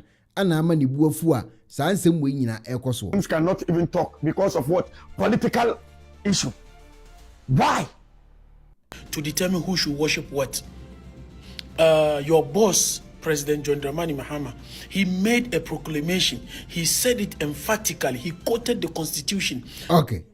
Before menine bekasa no ma menin kan ne oso Emmanuel Monkomo na me musa ne se de asie ni oye Kristo ni na de asie ni no ohu ni sen ma me ngi advert kito na me menine Monkomo sisi ya shafo Ekuonaba television free na akuri Tuesday bia ya wada bia anase kwasiada bia saa 3 days ma yesi wo se meko live live program Ghana time no 7 p.m. na your live. That is 2100 CET. In 2 person here live program now we interactive with Asia. Tuesdays, Thursdays, Sundays at 7 p.m. Ghana time 2100 CET. That is Central African time. Near our live our Ekuonaba television so YouTube. Into fatu trim na join your page. Say be ya ubenya program ni bia hwenti. Kai so be like page no na me adomanos for notification. Subscribe to channel way for more update. John Wesley ena abedi Methodist bae. Eti Wesley gene say Methodist for the am pattern yes anete. Exactly. Okay. They say Wesley gets for say omo man kremofo no enyo omo Ramadan no am say empaibo say omo do time on be fasting no. Eti am say eno na akofa nsem we nyina ade aba. Last 2024 ena start ya dede ba ho a. Ena 2025 yi asan pagya biom.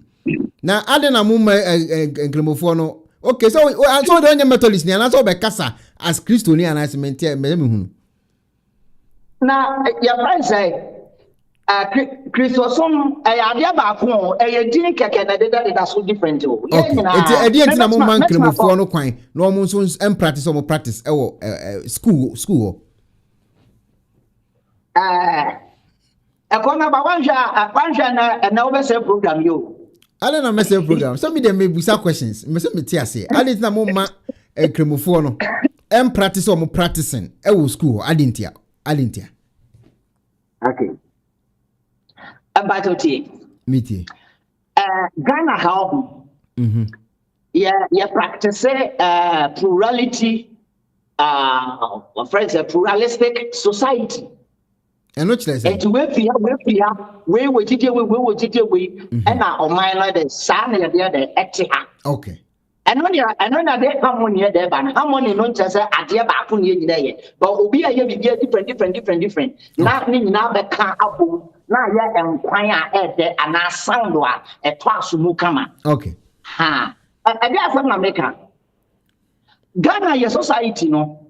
Your tribes be breed the womb, and you want to give the breed the womb. It's one more every your constitution, no. Or more so wise to say, or more consider some tribal and religious affiliations now. Now, wouldn't you womb? We are what you say. Also, we call primary level now, or we call us no more, you know. But why you find a religious and moral education. Yes, and no, yexem chromosome, chromosome, and yexem anonymous money and that's what in account. Okay. And I can't get education service, I can't recall no. Now, it is a way a sumbi now so person one cassa what it will ma. Our woman misro a quanso TD no one. Their constitution, any GS back at us, oh, a good idea. Nemo, Yamo, what I partner said, Yabama people, no social education. We build career for the people. Now, or more by the ability a country say, you are. And Jania, about collaboration.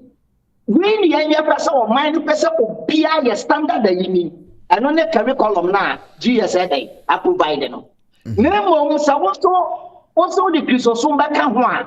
And that crime or woman constitution is because education teaches ideas. So you attach secular education with Christian education or so we are communia. Also the okay Wesley gets hono ed case na akofaba Adenti na mo man kremofo no enyo mo it's okay. Any amount Islamic school.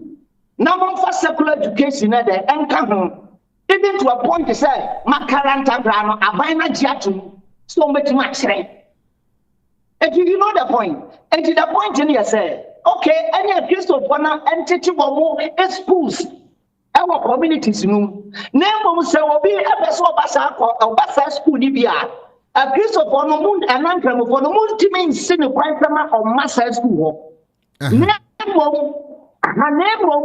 Monso more interest a man we invest in our school no moon so no. A bino so the G attend to me moon and muso. And to the point in here say, a point in here say, it is our percent. We are Cramoni, no school or mission school. Oh, one man, but what you are doing now. You almost undertaking and almost science. School had a Methodist school, and the Methodist and Shaya and a year Jumawaha. Indeed, that's how better school, another part of school for Friday. Sana edima obia sign kremo of omunyina ni do okay. Na asa okay tete. There be say dia kofa ha oni nyina ba ne say Ramadan o mo ba beye. Etie me say dining hall ho no. Ye be ma ebia Christopher akodi di 10 o'clock wa. Ni ama enkremofo na ba ebia say etie dining hall ho no. Ana me say create sa problems we nya nte sa dia senka bibiansi. Now, you know about Konamika was no.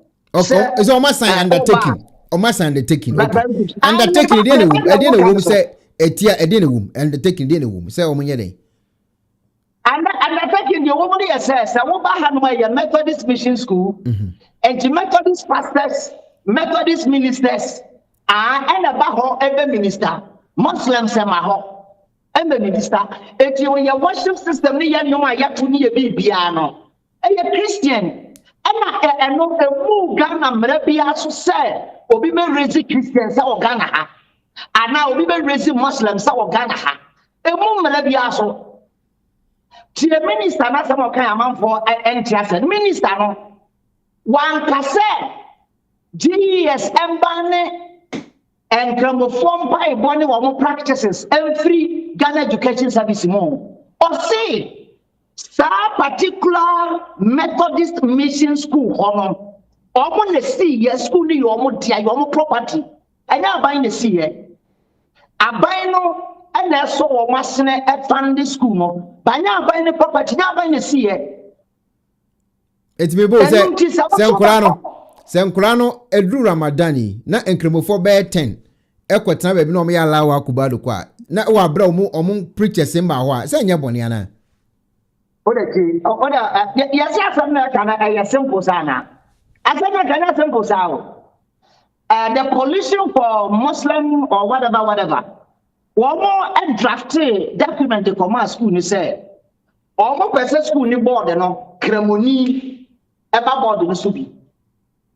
Omo person school one no one more edgy and Kramusum Kramu, a 4 empire body near the Ekuonaba school. As I'm not yet, I'm not say the anyway getting to know, Daddy. Your friend say, mission school. Now, Mamika's and the irony of this central. School one more policy is say, so what says school? Wow. So we are consuming, and now you're Christian. We are Methodist ni, and now we are Kremoni. Yanya fasting with school. The intimi say, first in the betima ko yi obi yare aba. Amo be casual school akumu. Eba ko fast my school no. Je to so bio ebre na ye di sua dia akwala no be school so be sua dia no. You know it. So be fast here. Onya enough glucose e wa na dwene ne brain no. About any part to concentrate. That's the idea. And to almost say, and yes, I'm Gramobian almost a Raman Gramopho. What was so ye Christian whoever piano? We don't fast our school. I don't also obey a fast, no. And also, I was not find the sign of prodigy.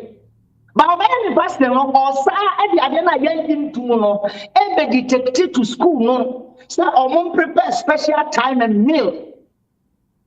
Emma wo ade school no e run on a general itinerary or calendar or timetable. Asama kwa nyina no. Enti akwala no e mrande wo school ho no.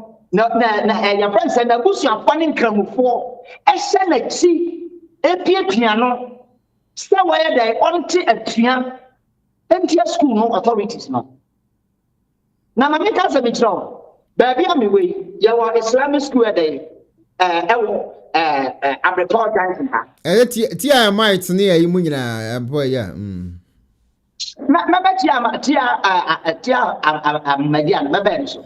Some of us school know what happened. Pentecost near the vitamin chaha. Near a weakness. Oh, Pentecost. Almost so I wanted it.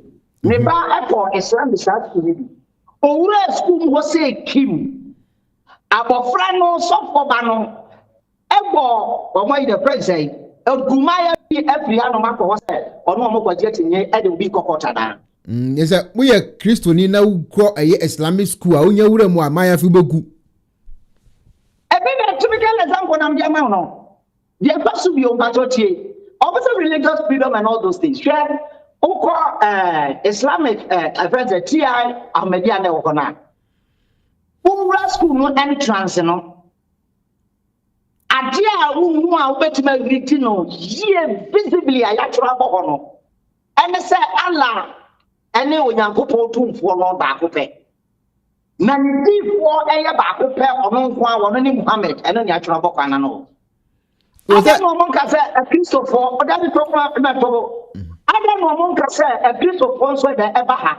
And tell you Monfa Christo so the Edian saving come. The Adana Womodiabo Panano Pono.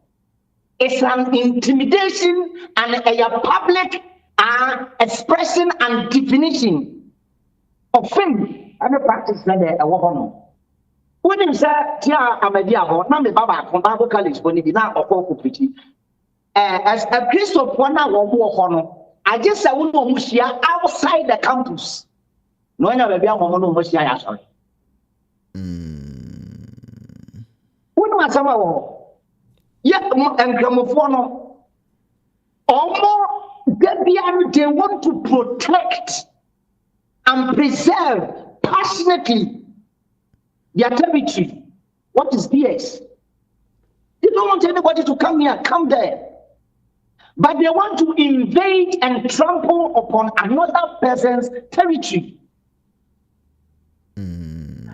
Now, Muslims scholars the breed. Why don't you build Monsumu school, a competitive school, like Presec, like Owas, St. Monica's, St. Louis, Wesley girls, Ola girls? You should also build a school like that for your case. But there was over cross carpet here. The woman call Islamic school, no. Not all the woman call Christopher school. Don't go and detect to them. Obian Shemra special and Rabia Macramonivia. Isn't there? You want Emrano Master, no, I say, but a better Cacrano. A conform method is one who said, Yan so. Yapasam so ya sorry wa hayan chama o haje pese ogun san wa eti method is aja no be eti o say yanya school ni na me asabi mi refi onim sa ye ntia ya na sorry no onim de ntia sorry na tiki schools no e dey ntia and sorry no e use school no as evangelism to convert people no from their early stage, you know, to Christ. And in the purpose for the TSS school, I quiet to say, so we my bank so Ekuonaba be crusade to brave scan me be support na discover no afro no discover. Me a cause say crusade no machines no baby. The truth say you preach ya na kramoni so ba bosunsun ni so ba say because I'm speaking my mic no preach bi e wo program na say wo. That is actually what is going on there. Muslims no omo donate sika. I'm from Wesley Girls. I'm from building school now. They should donate monies to do they know what it costs? Na omo donate sika e de call building school ni dia na mo kwa mo mabe yo malawa ko badnana. And they won't do it. And is this They won't do it. When my dear cause Israel and Palestinian for who's the Palestinian for? The elite society now or more Palestine one. Yeah. Or more money now but for Israel. Yeah. You should think about it. And governors will be wicked. And governors want to say no. That is where they go.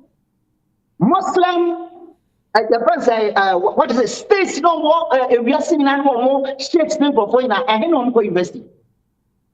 Maybe so. Can't hear me. Don't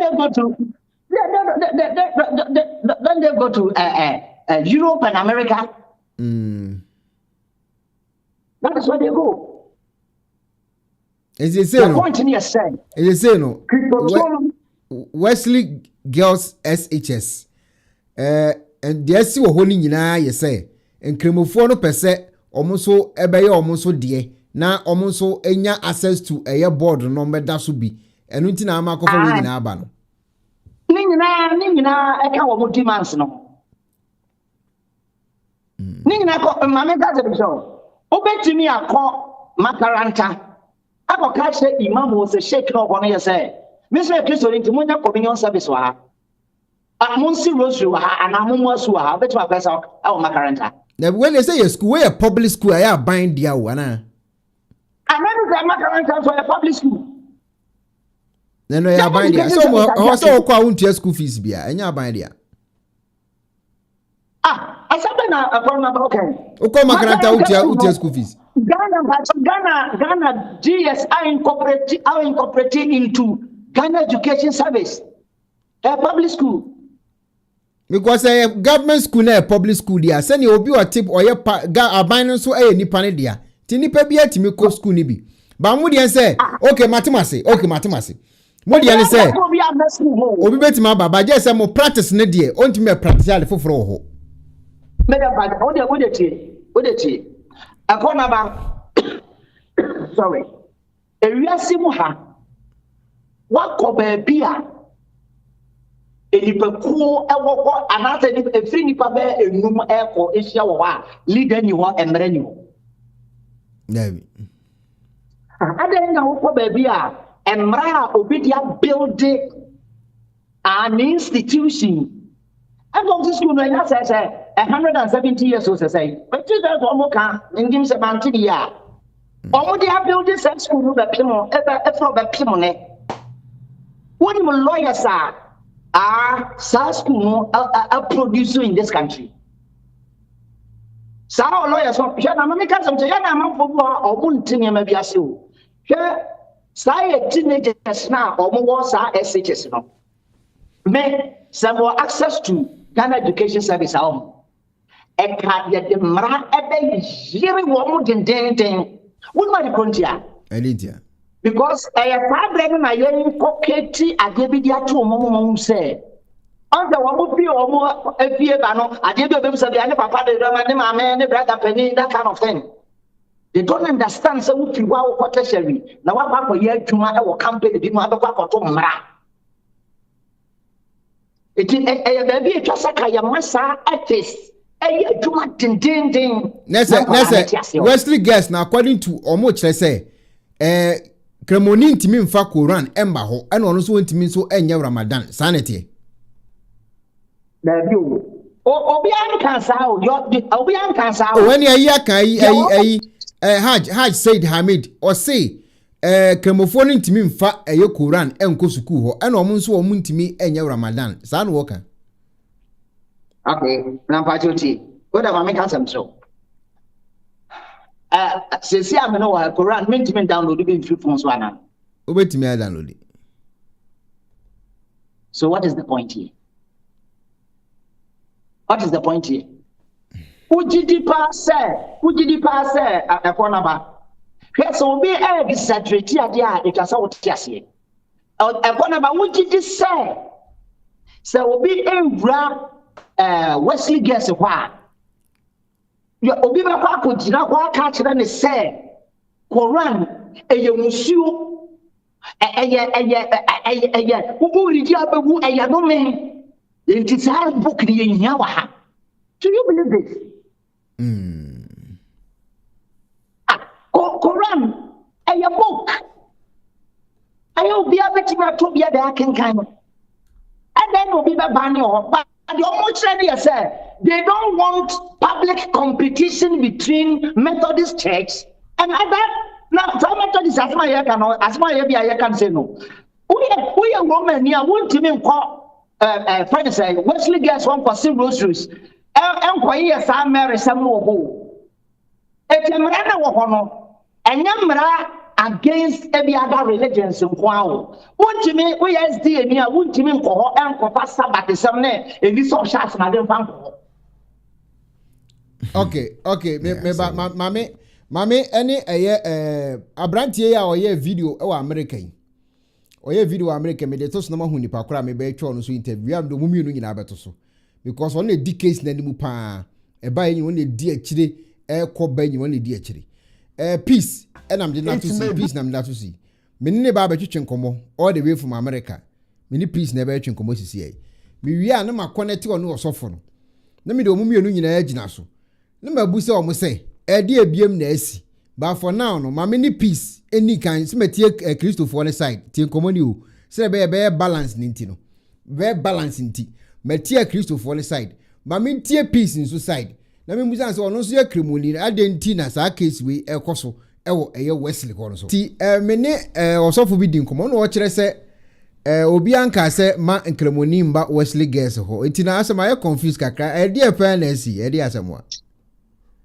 Okay, the problem what happened is problem happened that was the issue started here along line around I think in 2021 and the issue started here 2021 but I read exact month but 2021 okay me wa Ghana me wa Boliga Equia program. Because I am a villages for programs, a lot of Dawa program and humanitarian. And the whole team, Peace Dawa Media, Equia Boliga. And team Boliga, I will tell. And a man for paying for me will be a friend. I was speakerphone. Almost saying there is an issue going on in Cape Coast.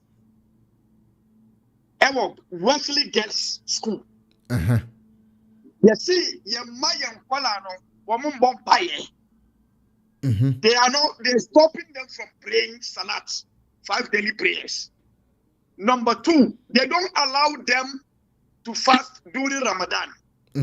Number 3, they don't allow them to wear their Muslim veil. Okay.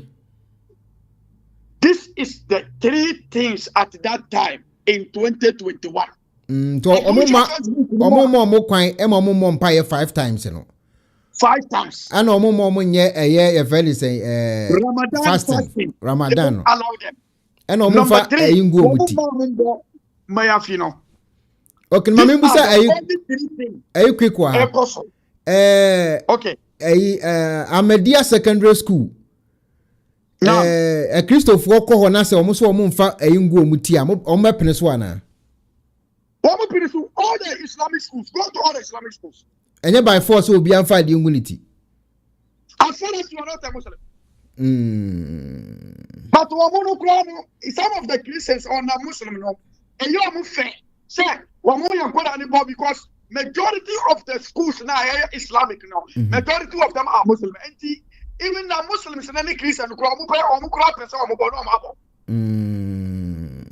Quran and it says no compulsion in religion. We don't force people to become a Muslim. Okay. And 2021 no. Ever me driving from Balaga. Ever Kumasi around 2 a.m. Okay.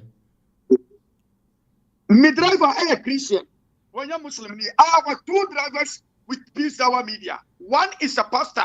That is where a pastor our Bantuma. Obiane Murokomasho. Okay. Akosi. Where I'm driver for more than 5 years. Another driver was driving me Francis, meaning the course who confounded since 1997 up to and meaning the when you're Muslim. Obiane Murokomasi. So driver now a friend of Francis, one is driving from Polygama Kumasi. And I'm Francis say, young coffee and young Kodaka cry over me, Yekoda 2-3 hours.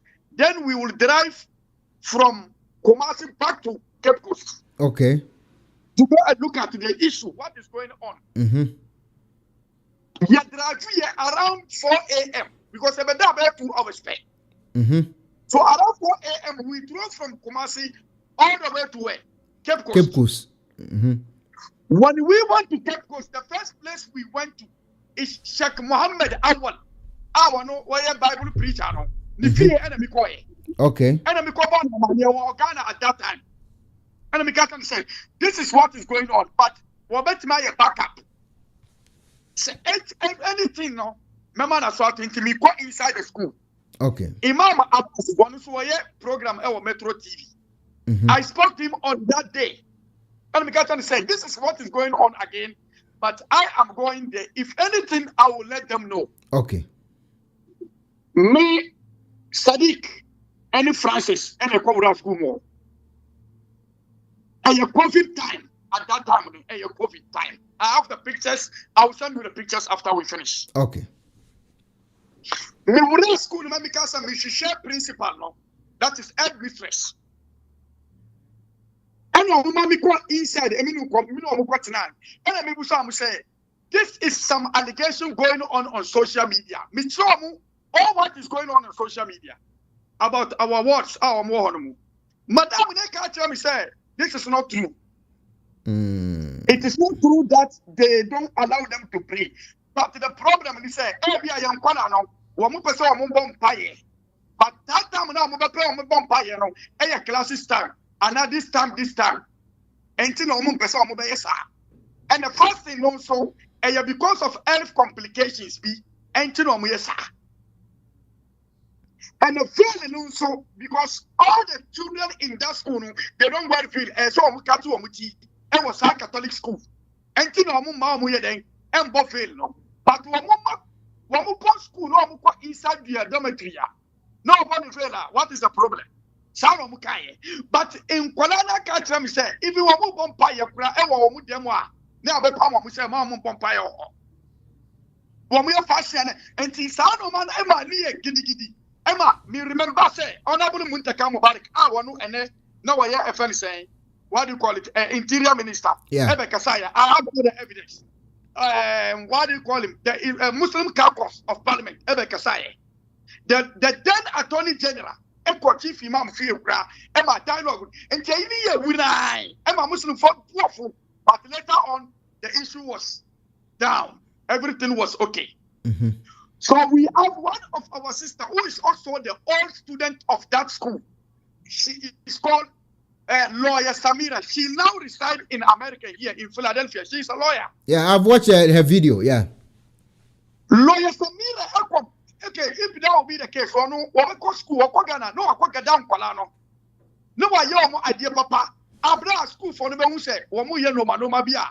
The Omu here because one Samira or was school, one was no. But in this era, no, Sano man, I say for Tim until no, this case in the Bible, but case no ever die. From 2021, you know, the case was down. The president of Ghana, Nana Akufo-Addo, I have the video. I will send it to you. At that time, during the Eid al-Fitr, because I say, and look what I say, Wesley gas for Mano. I have the video. It's on the social media. Emma, case and down because now I say, Eddie Basabasa, Eba Ghana. So in 2023, lawyer Shafiq, I found Shafiq Osman. Say, too much. So why don't him and his team also seal the what do you call it, the Wesley gas and the government of Ghana? That is what they did. And Shafiq, I see woman. We have all the information, but nobody will tell you he saw that information on this page. You know the reason why I don't want to push that at that time. Why? When Shafiq still them. Have more attention because please that our media your page in this soon our Ghana Muslim for them because this is the only biggest page on Yakupo Ashira. When you have 1.7 million followers in Ghana, all the Muslim and see everything be a position, ever creating more tension. And see, Kwame Aziz appointed nation right any Roman, any other people. One more any Shafiq, any other, one more yes, man, any I yet to say we are you there be a strategy because I will draw more attention in that time because it is very close to the election. I don't want to draw too many attention between the MPP and the NDC, and I have never even talked about it at that time because it will bring a lot of tension. I know my people because at that time, you were Muslim flag barrier and there's our Kenny flag barrier. Yeah. John Dramani Mahama. And the problem, so now Shafiq SCU Omono says send a case in Elko Court, and this new Attorney General Oben case no, and I was okay. Well, what because of that case? That was yesterday. And so now I'm going to okay. Yeah, I'm 14 days. The Wesley girls allegation as Shafiq Dibayano. We gave you 14 days for you to come back with that allegation. Now I have a proposal on that allegation. And some Attorney General knows what he need to because he is working for the state. But the Attorney General didn't say anything because the Muslims are not demanding the Wesley Girls School for them to build a mosque inside the school. They are not demanding them to build a what do you call it, makaranta inside the school or any other mission school. All the mission school in Ghana, private mission school in Ghana now, are founded by some individual, but we pay assistance to the government. So that assistance to the government, it is a taxpayers' money, which is I and you. Okay. Many also for the dinkomono, also for the say, and Cremofono say on pesa or mokbeka part of the board, no, and who Wesley. Baby, sir, what is the evidence that the Muslim says they want to be part of the board in the Wesley College? What is the evidence? He just saying there's no evidence on that. Which Muslim? Who is that? Who did that? It is a lie. It's okay. It's on the American culture. Also, I have the evidence. Yeah. And to me, I send you some pictures and videos. Also, for now, what I say, Muslim for say, 1% Wesley Girls College, Wesley Girls School, what do you call it? One more friends saying, one more directors, so say, what do you call it? Why is the evidence? The Wesley College, maybe that was also lie. There is no evidence on this. Asemo. Guess what? Former president, Nana Kufado, Wakan Wasam Pen. Current president, Wakan Wasam 2016. And I say Wasakabium. Dr. Mahmoud Baumia, vice president, Wakan Wasam Pen. And Nura, Honorable Aruna Idris, Wakan Wasam. Muntaka Mubarak, Waka. Honorable Muntala, Wawi and Asaya, helicopter crash, Waka. All the people know Wamuka. Why only Wesley gets all the other schools? Maybe Konfanochi. You know Konfanochi school in Kumasi. I went to Konfanochi from 1997 to 2003. Everybody knows me there. Konfanochi school is it's a Christian school. We go to church in Crossroom. But the director of Konfanochi, Mr. Amponsa, I asked the name, New Dome 3. Okay, because Wesley girls the only them munka some pay a mosque cry, but 2% crown ye free no more bomb pie or them. Muslim, you don't have to go to the mosque to pray. You can pray in your room. No way that they said you have to pray. I'm not making pie say only in the mosque. Okay, nyabute. Also abaso. Na mo mienu mu ndaso na mehwe is very Christopher ni nkremofo na ahia also nyabutre also ma me frɛ no also say most mo pesa mo beda board no so e wo Wesley ho sa ka kire me ba cho se sanity also yes na ka kire me Yeah. Okay, ana afen so no. Mo ko Wesley won so amoye undertaking. E kire say di say na ekoso e wo ho. Oso nya sa na aka kire me. Exactly. Yes. Nti papa say ente sa. Enti na me say na me fro na me ase me nya verification yi. Okay, na mama mo so for sa na o kan. Mama mo so for. Yes, sir. Me. But What's it? Yeah, Muslim for no. Yeah, see, your person Quebeca, Wesley gets one school board so. Yeah, yes. Coalition na omode school no and GS echo court no. Omo draft documents at the command friends say school no and na omo demand and near mammy and sempi a few na sa document no a public document. Okay. Yeah, oko online na o ground sabeka ni nyina ewu enti no enye se ebia ye mpa ne se eye enkramofo ene bi o ma take decision say wo mo ebeye wo mo hia saade we na emum o mo se wo mo ye Muslim BBBB coalition and o mo dey demand this saade from the school and friends authority. Oh yes, not also online and the whole. Okay, so much about to see me go online, me modify. Oh, to run with you, maybe the other team are born say, or more, and then coalition BBB. In fact, we read it that on the 2024 seminar making. Wow, bisa say more demands now, almost what we hear free school no. Wesley guess what? And say thank you also for because the problem is say your public view our social media. Asambia ni power be one we need to have evidence. We say answer no be one because somehow okay me case who didn't throw an abibu but to me no I've never heard they say Muslim for say omo person omo beka Wesley girls board no so I've never heard this and I don't know which collection of the Muslim is that. Only bro only me papa me I don't just go about talking. I speak on TV, on radio, all over the country. So I meet people or more sound and intellectual. Without evidence.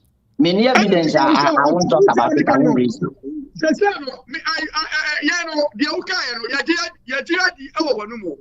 But the people, the public need the evidence of what you say. Can you provide that evidence? Okay, but audio Pacrana call. A friend say, order call, what is it? Offer, any say. Offer, any say. TikTok. Over TikTok is here, Crana, more. Ubenya will be video, every crana or display. Sad document in the church in Mukra. Okay, offer, any say. Word in one coalition of this and that we can type it right now and then we grab the document. I don't know say we are seeing it. Okay, say no. Mikachen say Nana Akufo-Addo, President Mahama, Dr. Mahmoud Bawumia, Wama Aruna Idrisu, Wamaka some way about this issue. When he asked me for the evidence, I can send it to him within minutes. And another thing, Mikatan said, me and Kasa, I drove to Wesley Girls, our Cape Coast. I have the photos and everything. If you ask me right now, you will need it, I can send it to you. So everything needs evidence. I don't make it. Okay, it is say, when you are all kind of say, yeah, you can say, dear. Or see this year, Quasechi, into Inferno and 20 MSH, your best baby. Now, second one now was say, enkremofoɔ no esi on pese omo ebo mpae ewo school ho eni ade osofo allegations mienu a wo make yen ba ko de beto na second one. The second one is also was here no so ntisa. Second one dey here. Dey na wo say omo se omo pese omo ye board dey no atwam. Dey be kwa kope ho evidence na ba. O de be ba na dey aba be kire.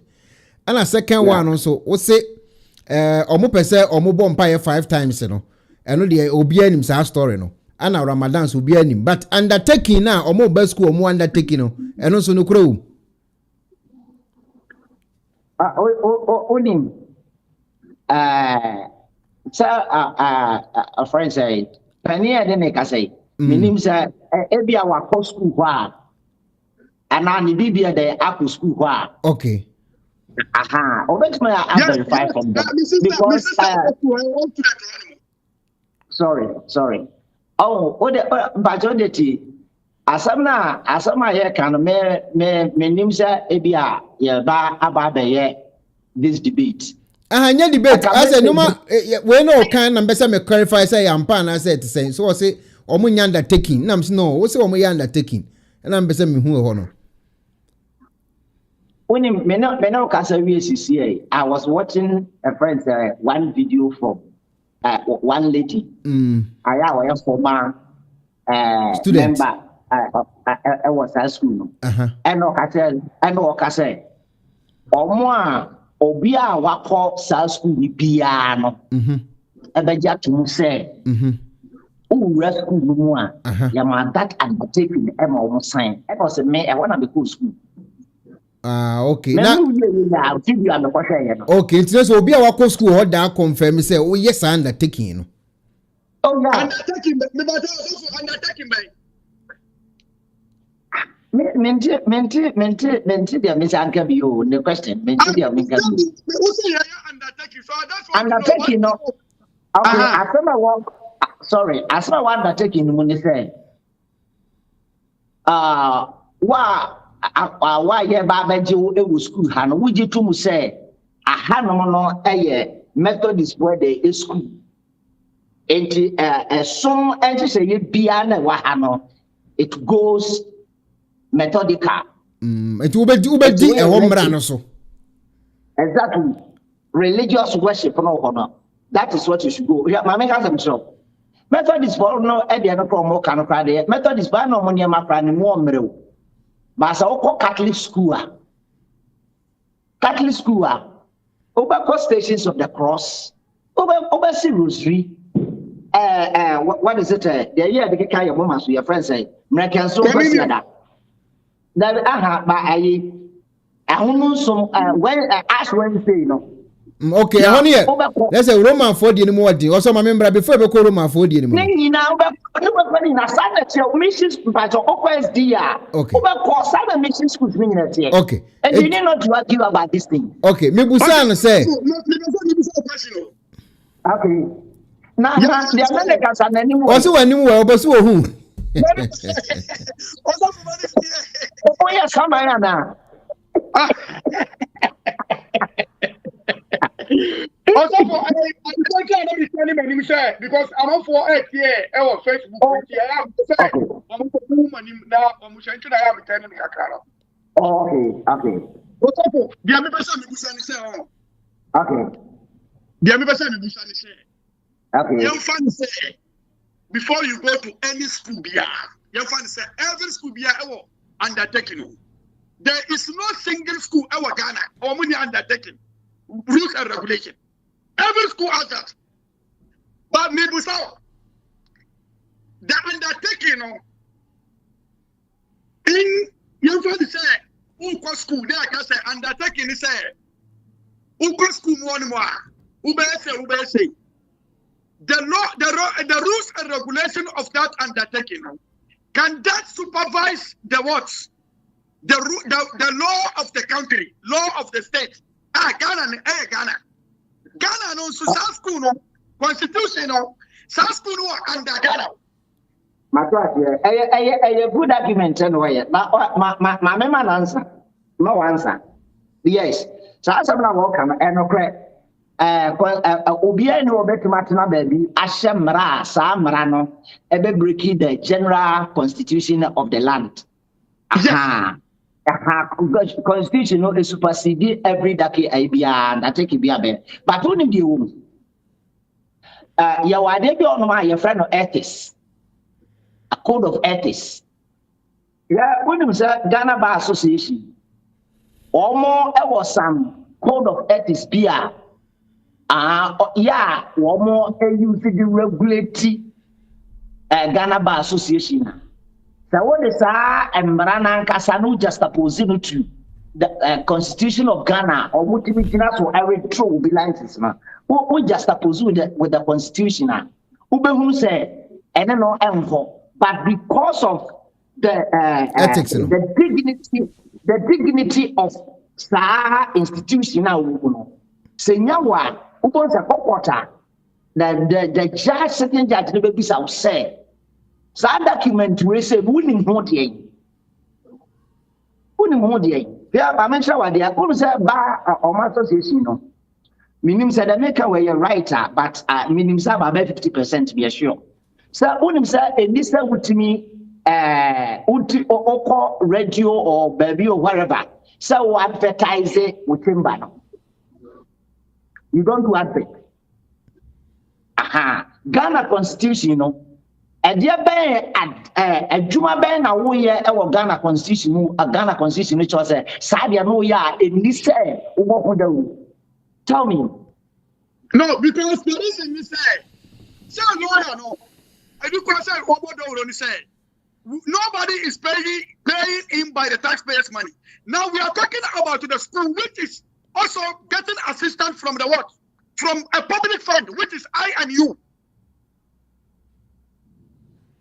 Only the government, you know, I say, but what you say, me fee, na me team, na ebia if you know, say dada. Now can you say, oh, me pesa, me ba ever renovate if you know the edema. If you're not a public, a private partnership, and that is what you understand. Partnership, no. Why was the kind of ideas of partnership? What's it? Why was the kind of ideas of partnership? What was the your friend say, what is it? Sorry, no. Methodist church, no. Yeah. Good. Everyone more. What's everyone more? What's your basic everyone more? Obviously, simply I buy what taxpayers' money. So good. So everybody say, Uchia tax Emma government. No government find this school. No school no Obako Honuma. They say, Sa school no Obano, what to be in the religion about it. Asama yake, but asama okay no. I'm sorry. The mention we don't on team as you too. Government, you know, a partner, a friend school, no. The level and that's a mission school, a Methodist school, no. I change it now. And change it. Point I can you say, sir, a young Muslim school and maybe a traditional people who school 1%. This the entire establishing school any. Any other. Otofie, yes. Everybody says, everybody say, Oba, we are Muslim. Yeah. Now, Oba, Muslim for school. Let's see, by force. Wabaka Masalacha, sorry. Wabaka Quran. Wabe, the Muslim for baby, Nabiano, or baby, about it. Many problem, yeah. Okay, because, Bato. Sir, Ansana may take a decision, say, me mama ba ako Islamic school no. The Cathedral say, other public schools now, a year abide the 100% no. Islamic school no ever war exceptional rules and regulations be. Yeah, Cathedral it is an example. Be some will be a while on an area where the urinary ridiculous or banner say, Bemano, ni your friend say elder Methodist for omoba abaya wo wenche ya owie this year okwa Islamic school ya wasi ahi abripo ya Ogumaya visa offense will be a school. Your community bia what and say Bema catch them say enya by force say Christo ni begumaya fi mo schools and yes na kan. Listen. Even force. But and all the background one take Islam and I say because all the background je say yeah on here leaders my brother on just you say me Methodist for no me gidi say omo enhye da enhye mra so what the 18 team of father said to a point say we are coming here going to be more fire one can run. But there is a general standard. And that's what people, but was obi ayakramoni na obon paye and our can corona and your crime. And our fast can obi and our go Methodist according envy. And ya dear and Mrano a yes stretches out, but the Mrano actually say the school no has a standard of doing things. And no any other confrontation ever. And the standard Wesley girls, young Colonel, when we go South School now, young Bessa Mount Shares and say, Yanim say, what we call Wesley girls are definitely they have to go to the rules and regulation of the school. And to definitely so that's a church service timer. They have to go with them.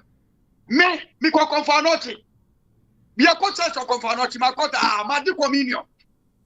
Why the communion not that be a Muslim no? Okay. So I don't know school. Who's the mechanic? But I don't know. The school doesn't stop us from performing our 5 daily prayers in the school. Matrasio, Shadio, Metrasia, our concern I will already be genuine. But the mention better Mexania said, for example, Obia any more timetable, school. And to say be more timetable, sa a better way say 5 times the chance of umpire. Sir, a conflict with the general calendar no the president or AUZ school or not. Should the school no say why a Muslim the president will call up a bumpire into classes Saturday, lectures and course in January. It is a way of be aware white. Now a palaga this year a priority at the Emma. And why don't you standardize it? Say, Sabre wasting the call lectures and the call classes. Young for bumpire. Sometimes they're complicated. All the schools now, our Ghana, they allow the Muslims to pray. No, all the schools during the break time. All the schools during the break time and and yet classes time. And most of the time, during the what? Zone 12 o'clock to 1 o'clock prayers. Break time. And the answer most of the time because most of the school by 3 o'clock now school. Na mebo only mama timetable no 5 times na mo bon pay no mo bon time anytime 5 times na bon pay no. Okay, 5,000 anopa ya bon pay anopa. You find say most it depends on the weather in your area, but most of the time you done. You find say 5 o'clock a.m. Between 5 o'clock to 5:30, the first prayer is done. Okay. A.M. Another prayer so between 12 to 1 o'clock or 1:30. Okay. Which is one. Okay. And the next prayer so between 3 to 3:30. That is answer. Okay. And then the fourth prayer also that's when the sun goes down. Between your phone is around 6. If you also everyone said America because America on the time change anytime. And by this time, because of the winter time, at maybe 5 something, around 5 o'clock. But normally, never say Africa into Ghana. It will come around 6 to 6:30. The last one, and the around 6 by 7 o'clock or 7:10, 7:20, it is done. So young school, I'm a part, okay, because young Casano, you were sorry, I call it after by 4:30, Obia sorry, you come up by it. You must have a bumpire. And we had the break time already. So during the break time, I call it, and no time in the bumpire. But the difference between minimum error any this time error okay, this is the issue. From the 90s, most of the Muslims, from the 60s, 70s, 80s to 90s, school. You see, school, they colonize them to become non-Muslims. And most of the time, a very decent overcome Muslim for this song before, Obi our bear, and for 80 years, 80 something years, our school. A very but who could say Christian side now? Okay, me bo. Okay, me ban just say no. Say no. We must call this small one, maybe it's a share. But Usha, after the 70s to 80s, 90s now. Na school no, I'm from South school no answer. I'm a Muslim for that eco school. But now you most of the time they are in school. Now in school. But after the 90s and something up to and okay. The same schools now you were the same school ni bi. The same TV station now you were the bi. The same hospitals now you were bi. But momo dia no edo fu say here because momo start here for a long time. And to me, the Cathedral for say, Anka, Ghana Education Service, or Mubewa. South selection now, we are now. Because selection never select you will be Amania Edinako, Wesley, and it's a problem wherever. And so we are Muslim, I have 4 Muslim for school. That will solve the problem. Well, a Christian, I want 4 Christian for school. But because of the law of Ghana, law no Emma chance for its religion. Yet to me, yes, Enti na unsa na sanya Rastafarian wakwa wadu amukwa court adisa Kennedy it's a guy na where Rasta what winning case because the law of the land emano chance 103 okay enti metima be mu aje say no na me mbuza say 4 am mabompa 4 am mabompa 12 3 pm no so mu class am be bompa o me na bompa no sometimes in our class 3 p.m. Ubusa omo Muslim for ida. Say your class not sa asrta drua. Ideally, you have to go and pray, but due to the fact that you don't have no choice because the school that you went to that school doesn't belong to the Muslim. You cannot tell the teacher say, I'm going to pray by force. And in Islam, you are in Sharia. And to me, I was sad chance because of necessity. Now, I was sad chance kakrebi. You come school and no come on pie. Okay, this is Wesley school no say 3 p.m. no any kwa so mo bom pie na en ha adwene o. 3 p.m. ni say no ya post school bra. No ma post school Ghana. Of course, Ghana school I let 3 o'clock ya post school. Oh, that. I do something. 2:30 3 o'clock ya post. 2:30 I think in Quran say Wesley College, Wesley girls no. Wo mo ko mo dem a. Wo mo ko say my prayer mat no mo bom pie. And mistress nani what do you call it pompa master ni one. Or we pam mo so ma munye. That is where the problem we have. Now you say also for my meeting say as Islamic and I was say baby ana unia ko preaching school ben. Tia media yesi nkwala no ebetima kan atie nyankopon asema ayi so mu pie free school I didn't think that nkwala ben also chemu chene me ba ka tia ahmedia ho wo mu asori dan e wo ana all the other schools now e wo Ghana our Ghana no. Did the Christian Muslim for so I say by force say sorry down.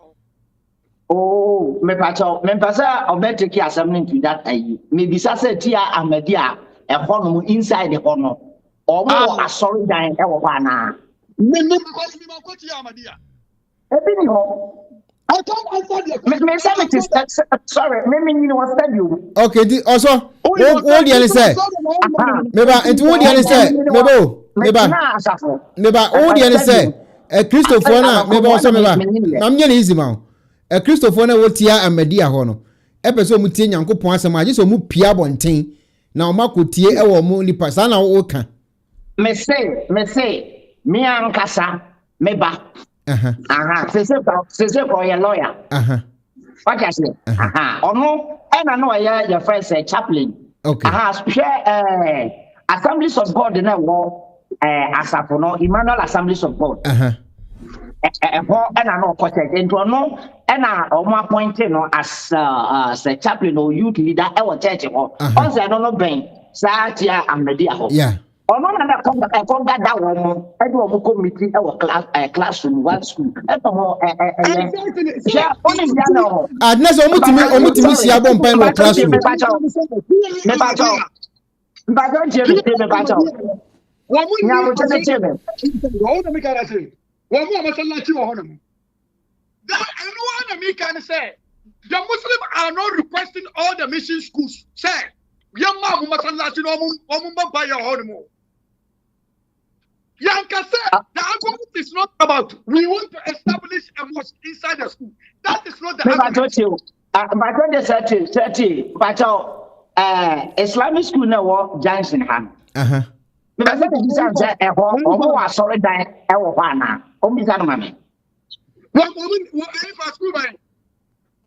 Islamic school now a report Johnson. Also, the largest Islamic senior high school. I don't know the only Ghana in another school what population do do but one mosque here is West Africa. West Africa, yes, and we have bigger population. Yes. Wow, I big school also kwano wa and gramopa so that come up baby is you. Exactly. Me too. That's constitution, you know. Me GD passer and to me and supported the idea say and Colano Moko school free different churches or different religions not. And that kind of say a man or more day Yama or more kind of Munsia sorry die. We are not asking them to build a mosque inside the school. That is number one. Number two, our ask and the rights that we are defending is for any mission school to allow us to also pray our daily prayers. That is part of our Islam. Number three, any mission school to also allow our world to pray, to perform their Ramadan fasting during Ramadan. Number five, after school, during school hours, no, Muslim school, no, say, ya mom share aina. That is also part of our Islam. That is another problem that we have. No single Muslim is asking any mission school that we need to build a mosque inside the school. This is not what we ask. No single Islamic school ever Ghana. And one also was saying, one more Christian for Mbampaye, our school inside. But we cannot allow anyone to also build a church inside the school. But you can also pray without building a church. We can also pray inside the school in our dormitory without having a mosque. No issue. This is the only thing we are asking. Okay. And what we are asking, we are not begging the mission schools, or we are not begging the Wesley girls. We are defending the Constitution of Ghana 1992. That is our right. That is it. All right. I conclude. All right. Also finalize, Mami. Okay. But Nidini say, Alifa, Peace Dawa Media. Peace Dawa Media. Peace Dawa. Peace Dawa Media. Peace. Asumje. Peace. Okay.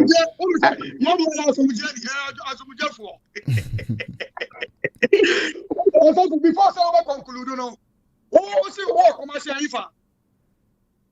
Me wa Ethiopia. Ethiopia chase. Only me Ethiopia. Osada. Also, we name was Sophia. Minimum was Ethiopia. Oh, we say a question. What? What Ethiopia? Osa where dey? Da ben na ogbet na ho. Da ben. Me Ethiopia for 13 years ni or more. Me Ethiopia dan kwa mi on me. Oh, okay. Any Ukwa Ethiopia from go on me na busa nkwala na mo area on.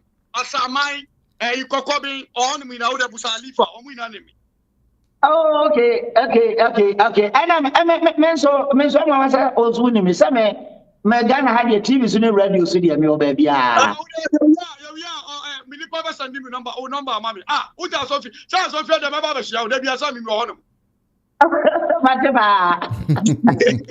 right, let's all conclude, mommy.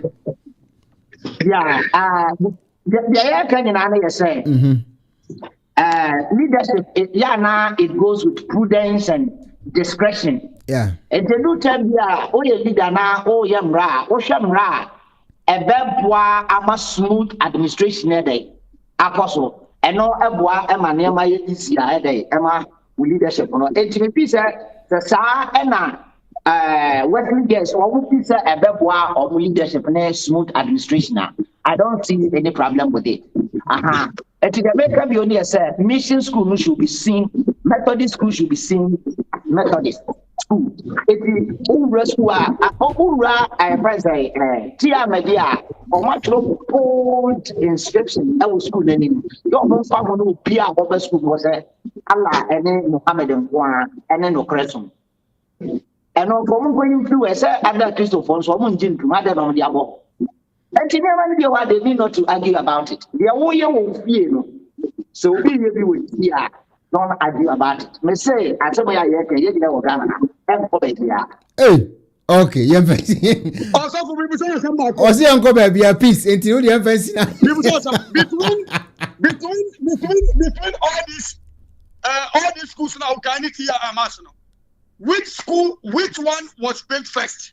One about our Ghana first. One with start here. Oh, mention. All the schools, all the Christian schools ever first before the Muslims. What am I saying? Namo ya day, I want one sibintum. Yes, sir, your Macaranta in Ekuonaba. Ande. Makaranta no mukomo. Okay. Also, what you ever to us? You ever to us? Mate, ever part two. Peace, me that's why. Peace, me that's it. Mate. Wesley girls, yeah, I can. Oh, Wesley girls, why? Ebusiafo. Asem na yekesi. Mame peke. Hey, enkomo we de. Ebusianya nkomo ketua o. Enkomo emu odu pa. Me hu se me nua alumenu afresa. Alumenu ene de esie ni o. Hey, massa. You know what? I'm so glad that you have a Christian and a Muslim on board, yeah? It all comes down to the fact that I'm sorry to say, but whatever it is that you're talking about, there's no sense in it. We need to close this religion, whatever it is, in Ghana and get people to work. Look, Ekuonaba, you need to start campaigning. Yeah?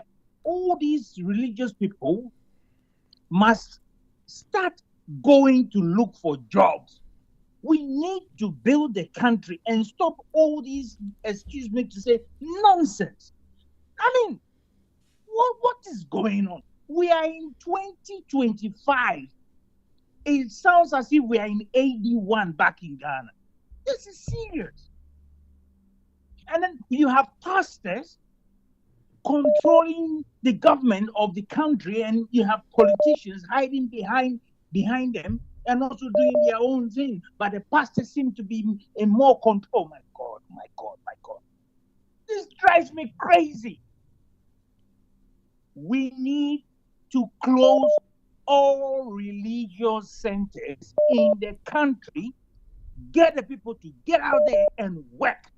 If we do that, the country will be built like America or Europe or whatever, and stop all this religious nonsense, excuse me to say. Thank you. All right.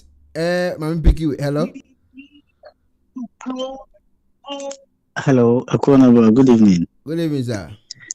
Any of you for BTH at you for an answer. Ekuonaba, are you not softly a cremoni di home command? The link in a Ghana web. Okay. And cremophonic a request is say, Omunfa a nipa munu and Tinabordness. Oh, let's say, I know cremedy ascendo, Minamame, throw Elmo Mudink, what if it's a sea, I'm the ascendo. Okay. And a matter how to baby, one more cancer, the very, a friend is a paragraph. It is no credit. Nadia, the Kankai. Sa religion, Christo Sumo, you, Ayabra, Unia Hochnabuan. Only for international view. And you.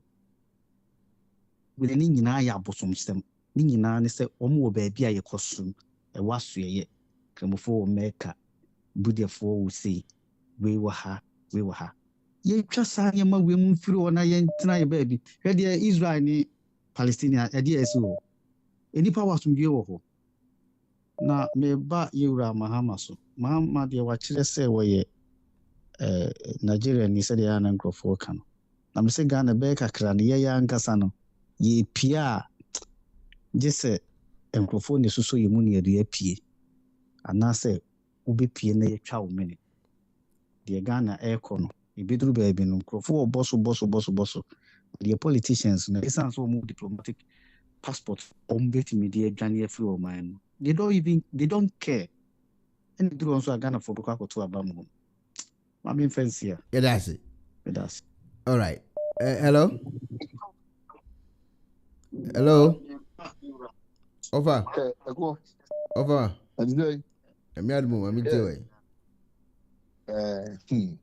Kakra pesa me kan se nkramofu yi ya me pesa me kan nkramofu asem pesa me kom asem se hwe se de nkramofu hye nipa to wias agreho omo ka wias onyankopon po bu wias ye no wode mra rules and regulations eto ho ebo na dibom nipa brabom enti you see if you go to Rome to do what the Romans do enti ye obabia na omo mra eko senkramofo yi kasa ye ma omo kwan ma omo nye ne omo pa wo ye schools mu a kramoni be na wa ma kwan se o kristoni e me ware ne bada eko mpato wa hu bi kramoni o ware kristoni obama ne ba said kristoni so ko ware ne ba obepene wo hu bi da ne hu bi de so wo de 100 gina wo nya tu adentia because omo mra no eye omo mra what you mention say eye omo mra ewiase ye mpane kuro nipa mpane kore school no eye Methodist for school enti wo kwa ya twere ewo ho e ka omo prospectus asem kan san wo say prospectus school no yeah ye di ye adwumani so what you mention say enti wontimi mma me ka say ye mam tama yesu a devra musim ko bom paye eko wo de yen hwa de tama school me for musim de bom paye 5 times a day enti yesu a de boso de sam ko bom paye eko is it discipline yeah so religion say we dey it is amebo me feel say I was ye jai nkramofo no because nkramofo ehye nipa so asase so hwede ekoso Nigeria ahimfa na akomu say a Christopher wo na kramoni bi wo ho na Christopher no hye ne say omna mesom nkramosom wa mesom ebeku no eko wo hu bi da enso so ko tene nkramofo akuromu a ombe hye ose so wa mesom na ada so ombeku na omma ho what you say omu mra ye adwuma omo mu di adwuma enti emra de emra ye mra rules na ye hypocrite. That is the whole thing. Hypocrisy the do. And you have for the non-touch. I don't want to have anything to do with them because omu ye ishafo almost omu can be a fan. Would you want to young come for you? We are saying Ghana. They don't want to be sick crying a lot of crying. No more sick crying. So your party a main lot of crying. Would you want to come say Kanokuna as one says Sawa Banin in Petemu? Would you have any more year? Oh, but me man in the guy you come as a Yama Omu we are singing now. What do you say? Omu ye treaty. Office Omu can be in Kabi. But I am red down no. Say, oh, Baba school ni dia say na was a way.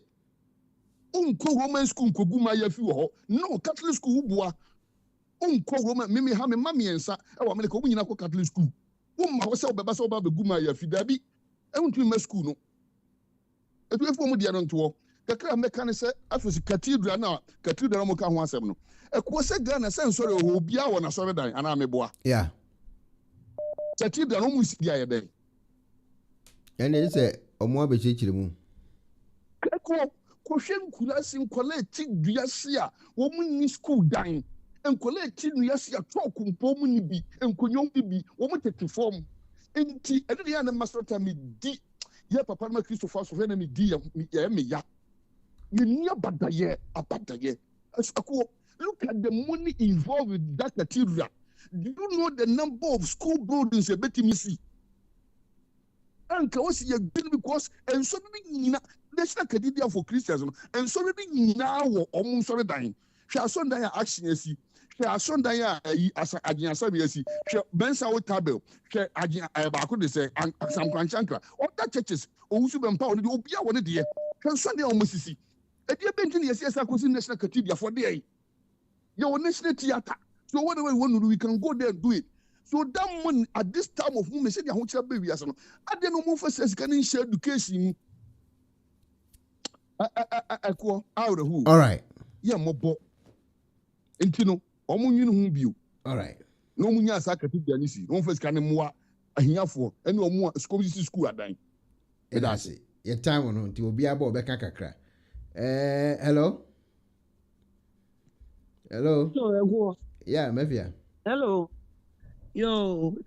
Yeah, my money and you man and you'll be kind of old platform. That's why very hot. Yes, I'm going to get you to. What was your voice in our Pia? Now, the American say, if you ask an iron, Ubia when you GD, any Ubican, and believe. Yeah, will believe. The fact is, when you obi ejidie enin enkyere se bibi nso enye den eni wiase bibi wo wiase yan ya ye wo platform yi so obi entimi nka se wo ba asase yi so onso da yeda wa so da yeda ana wo mfa na no nka asem bi a ema mu da wo de na no aka asem aba mu da obi aso da ye ama ne bibi esi de ko de no so esi e no kire say there is supernatural being somewhere and I say object bi e wo baby. Eno na obi kan na ye nyina adwen nko benkuru munti ebisi omo ye Muslims ene ebisi omo ye Christians ene ebisi omo ye African traditional Buddhists ne ne yakeka ho enti se ya dwen ye se bibi eni wiase a bibi wiase enti e bia se wo ya ko ye atheist na se wunyi bibi ni a eno no ye wo wadwen se ne etie ye ntimi nka se ye tena wiase wo bleku a the most supernatural powers na yen kono mo nkotena anase that religion no ema meka ye ho because there is life after death. Some point where there is no argue about this. And no wa be wa yin say bia wo life after death no e ye wo wadwen na no nkire say oni owu achi no abrabo ni ho. Okay. So owu achi abrabo ni ho a wo nkoda nkonkoso ndaye na the next day ade na happy and you think say e very normal. See, you know, baby, as near see a bedidiano, near building we are here. After you have died and gone, and here now, where is your soul going? All right. Be on your 80s, back at your say, or no, or did you see who I knew, and who in church, wagging. But will be so on so I couldn't so you be and women who want to be a mono. And one say there is life after death. And the respect to say, religion also, and say. And say a juma ana impuntu juma yede ekoso. Though you practice religion, but there must be productivity and also development and so. In the term beyond, maybe the mechanics say, wujini sua, wunim the believe no so amount ekwo the manuasi. All right, Mefia Sikapa na yetini kan. Mame mpeke Kowe. Miwi amekwa America. Na meti America for so kakra. Na afi musa America for any time the musa afi na ade achi omo ho nti omo no omo sorry. Hello. Hello. Oh, okay. When time nyina so mame enhwe Kowe so yese wono so betime nyina so dia. Na afi ne yakue ni. America for the time ade achi mo. It means them say about me say 2 and 3 or hunting mu the afi na ade achi mo pa. Ye de je tu ato a. Hello. Hello. Yes, our boss about your mind too. Me mawaju. Yo, yeah, Joso. Esanso my etfo ni ahwefo nyina aju.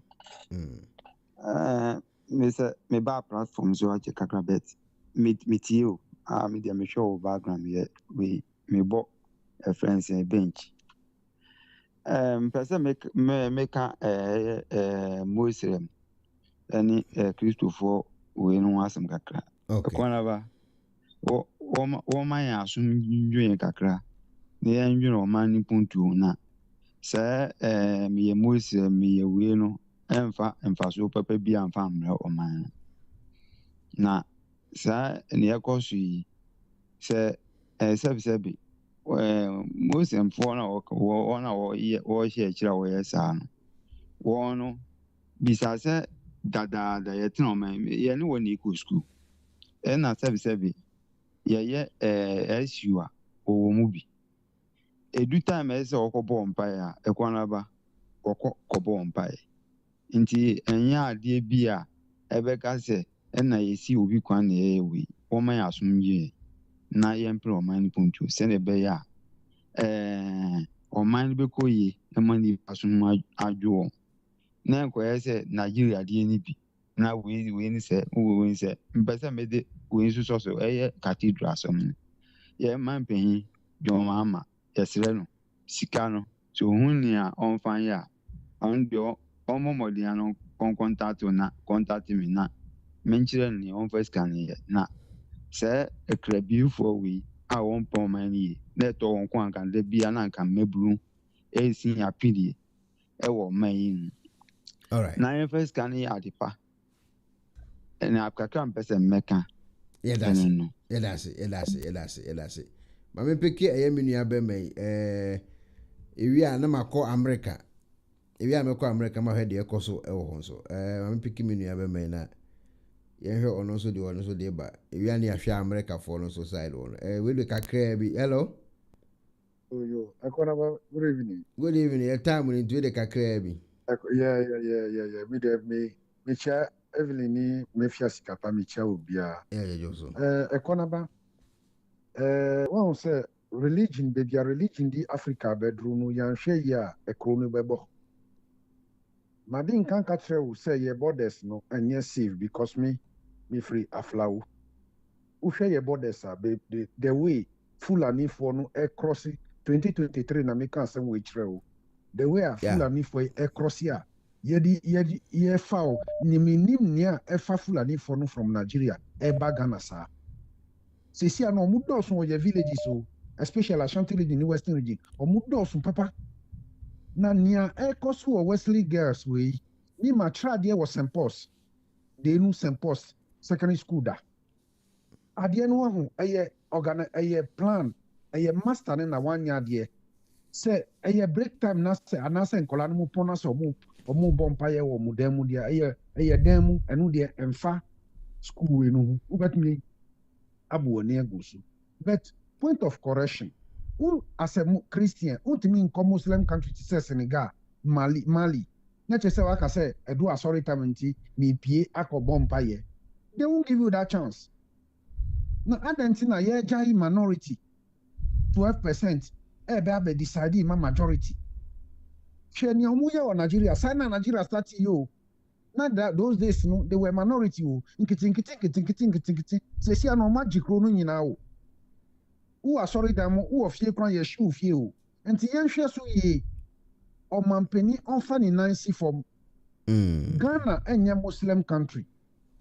Mwankasa musi Ghana a Christian country. Se Ghana a Christian country, dear. Se nipa no want to near found back uncle Muslim school. Na say, ye post ubanu ko Christian country. Who Oscar, ko you ubanu nan fanko Amadia school. So who this kana sa ubeja uba or Christian school there. The ubanu must bow to the rules and the regulation of the school. Mi bawa brochiha or ko school aha. Edu Ramadan tama ni boys ni nyaku for na omuja Muslim or class no. Yen yo omumpie e wa brochi say omunko pompa because they are from Muslim. Debi France here they are Christian country. Yen yo omumpie say because omuya Muslim nti omunko this school pon uko fia na wako bompa ye. And I say ebia ubeka say Ramadan time ntimi mba school. Na wa bisa kwa ma ubano. Enu there is your cup of tea. But some jai this minority. We see that day Ghana will elect a Muslim as a president. You people are doomed. The way Fulani for across the border. Eba besinko kumasi any year. We see Ghana Muslim no, they are not violent. But who called the Muslim school now? Ewa Ghana no. Omu Timifa teachers from Niger, Mali, Burkina Faso. Ebe tradie ewo ho omu no mu di sa sharia we no eba be hye omutrimu enti mo hwe ye a mo da be mu na kwa bonti. All right. Igbo fo mu kran yanya mfesi Igbo fo no e ma eba be fesi Muslim fo no. All right. Edase mamenko America America won so afresh mamenko na meeting no so afra meeting also the crime radio ono so different America ba bacho obe ya na yakwa nim tem. Yes sir boss. Hello. Yes sir boss bacho yeti o. Yeah, good evening Ekuonaba. Good evening. Bacho program a we mfaso wo so pa sene be ya Ghana fo ene nkremufo ene o ma munye nkremufo leti ase. Die di kan me amene wo kasai Ghana mako primary school Christopher school mako secondary school mako Islamic 1 year mako Nigerian 1 year and me de call north mako Ghana secondary school Mahama call ya we ye won wara me chewo we na no a me call ye no obia enkasa wo kobompa ya me nkobompa ye nsha wo so obi abesha wo so say menya wo ade a wo beye eye nkremosum bia no na chese wabumra because Ghana constitution no stipulate say there's a freedom of worship. Intimini ana onemo kasa no ebia chi na wo kan me say bi me pamacho sani o kan chi no etedo bia wo be kasa asama wo kan no nyansa bi ani me makọ secondary school wo chere exams time in chromosome amount chances say condition bi sia mpaabo no wutimi even kekamu ina ebo mpa no akoye wo exams sana wo tukwan a wutimi bo mpa ina ina ewia no akọ tukwan because whilst traveling you can pray wo playing utikam that Ghana no en wo say a Christopher Tias say nipa no bo school a na ni kire say wonya ni chromosome no medi wo de wo ye no because oba small girl akọ school na say wo shema afia Mary Yesu mame enyem afi no obo sabi o wo de Yesu mame enyem afi no obo. Oh okay. Inti say akwara ni ba school na say ono ye kremonia mani mfa ni kremosome nko inti mention it to say what school inti because school ni ye enkremofo school nti wo emfa ho pemoni wonya babia ya sari dan ma no de bia obakutu bia na obompa ya nyankopon eje ana me makọ secondary school a ye friend is secondary school Christian college Christopher dia but omo show so say time edu a me nkọ bompa ye pie free school won ekọ bompa ye Islamic are working, Islamic Mako Islamic pen. A Christopher Mohono, your mom, Omutimichu class with beer, some person your friends church service. But school no, any Christopher school, Untimu Kosia sorry dying. The same thing we call Norfa. Majority and Cremophore into a 1 year Christopher, be a local school or Norfolk now. All the schools, all the secondary schools, say a service on Sundays in the school. And now who are we Catholic in the school give you exit. The school will give you exit to go to the church and come back. Into a show so because the constitution of the country says that there's a freedom of worship. But some of us grew up. Your friend said St. Peter's, I mean, because St. Peter's Primary. Misano, you were church as a young man. Honum, you service on the Ubercomoni. That and doesn't change you. It will say, yeah, Ghana for Montias, yes, Ghana for Incremophonic Christopher have been in Ghana for centuries. And on to say, Ebi, Akoya Incremofo, Ebi, Efrin Cremo, Akojani, a Christopher. Yen show so because Islam, there's no compulsion in religion. La ikraha fi dini.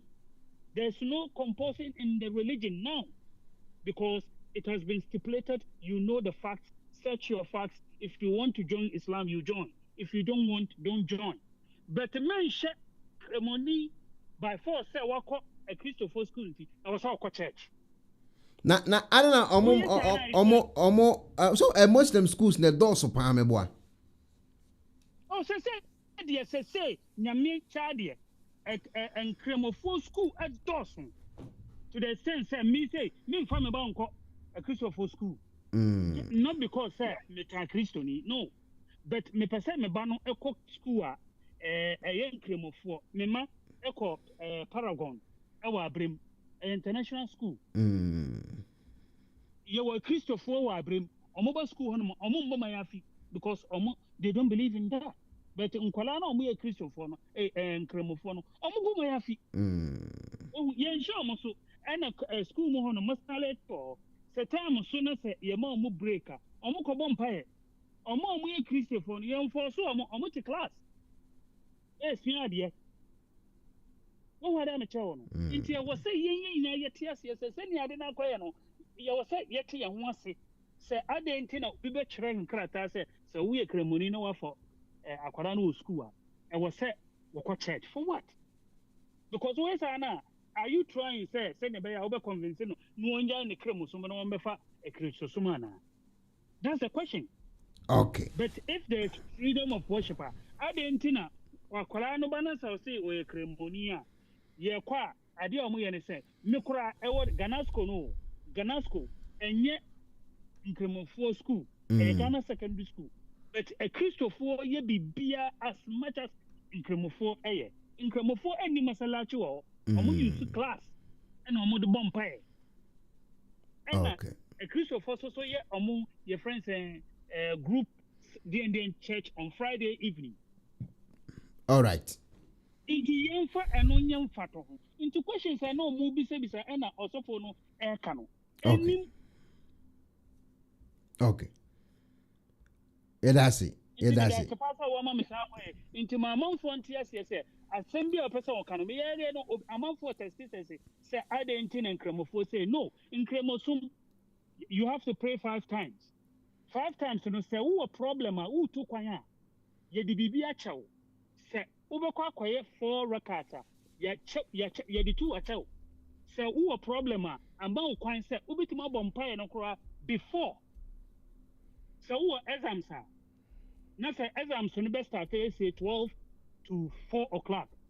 And chromosome quine say Kobo Zuho prayer, afternoon prayer, and after prayer. Kabum number sampire no because who quiet exams.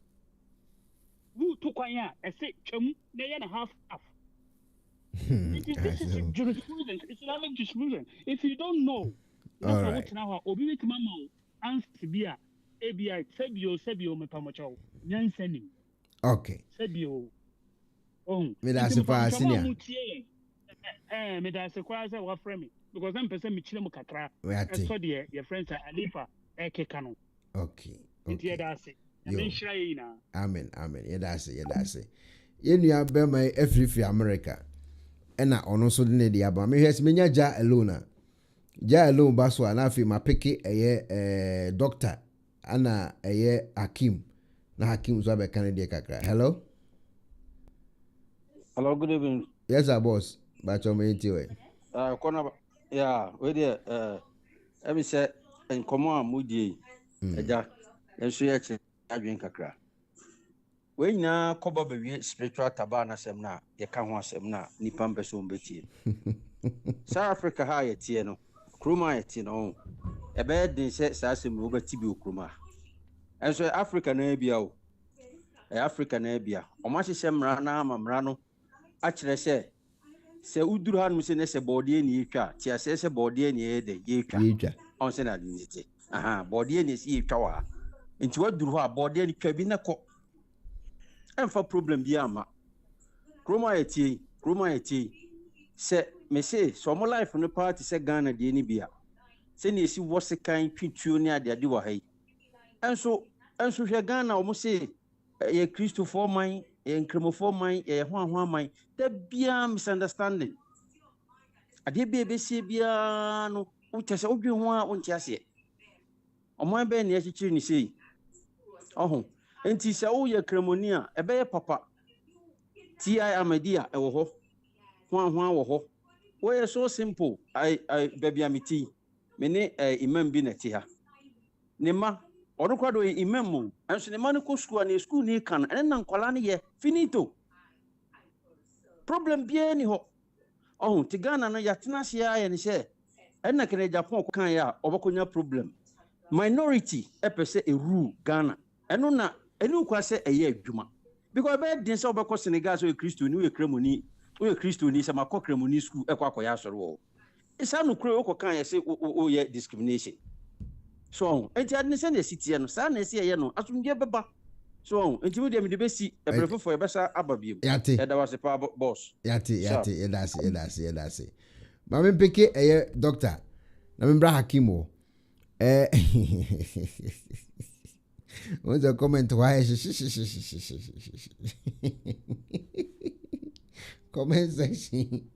comment section ni jato mu enti munya wotre. Hello, yes sir boss. Yeah, Ekuonaba. That abiti we. Money ajuma. Titi me share juma mtimetenete. Bonito. I question.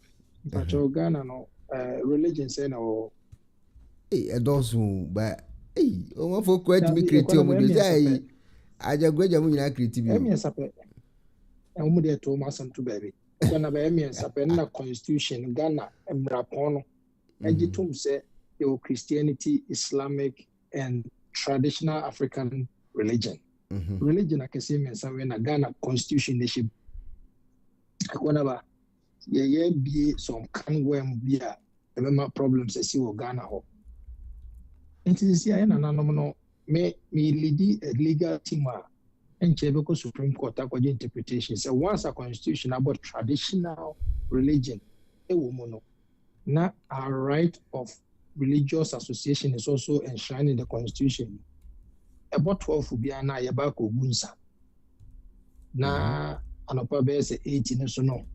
Yakofu futo e de amana nanom ne ne omakasa. Na omeshira ishapa. Because the constitution is to say Muslims, Christians, and a traditional religious all Ghana. Now say more be a kind of practicing faith. Near the faith in kwa real school ma. Ekuonaba. Traditional religion you be practice here the old school. Supreme Court.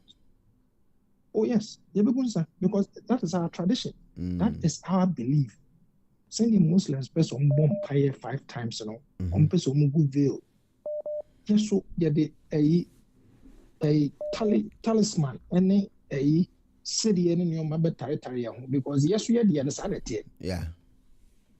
You better kutari ne talisman. Enti prempe kale jane mane so hye batakere na mo. Sa pepe. Because say ye gidie no. Yes we dressing no. What you say? You give you dress no omo de shire fita abo mani. Yeah. Omo be shire. Omo de shire be bo mani. No omo tete enwura na omo de ayeche no ma she. No omo ko ebisu beti mefra enwura omo anya batakale omo be fra enwura. Only cha ni ade. No omo ko classroom. No omo de cha ko classroom. Ekuonaba Ghana sebe o si etimete jemene so ye ko school si ekusua nwoma faith religion personal odu fear na no ebusuafo mo di ho mo problem ya mo de befa na mo solving problem tete Ekuonaba omunyi sa religious and moral education and semi school curriculum nim no mo fa civics how to train a Ghanaian to be a Ghanaian and to be a patriotic Ghanaian and we are more valuable than teaching akwala religion school ebe create problem na create sisi an Ekuonaba ebe create because on say omunya hu say traditional religion so Ghana religion hu omunya hu yo but maybe a constitution article 21 ko check wo ewo it is a who push say oh yenye muslim for so there irrespective of school kura wo ko yema muslim practice irrespective of school kura wo ko yema christian practice and your traditional religion is why yabo the constitution so omunya den omo ye yo fu menye yo Ekuonaba na obi anfom nkoi na me organize omo beti yanka. All right. Edru ai ba be di wachi pa ye da se. Ay. Ghana be do. Hey, yes a mani kosko omo se chow. Na ebi de se de agugu omo ho ne ade na batakare esu. Wow. Of Ampacho 1 minute, Mammy Tio. Ekuonaba. Yeah, Ampacho 1 minute, Mammy Tio. Pacha, good evening. Good evening. Ethiopia. Yeah, Joso.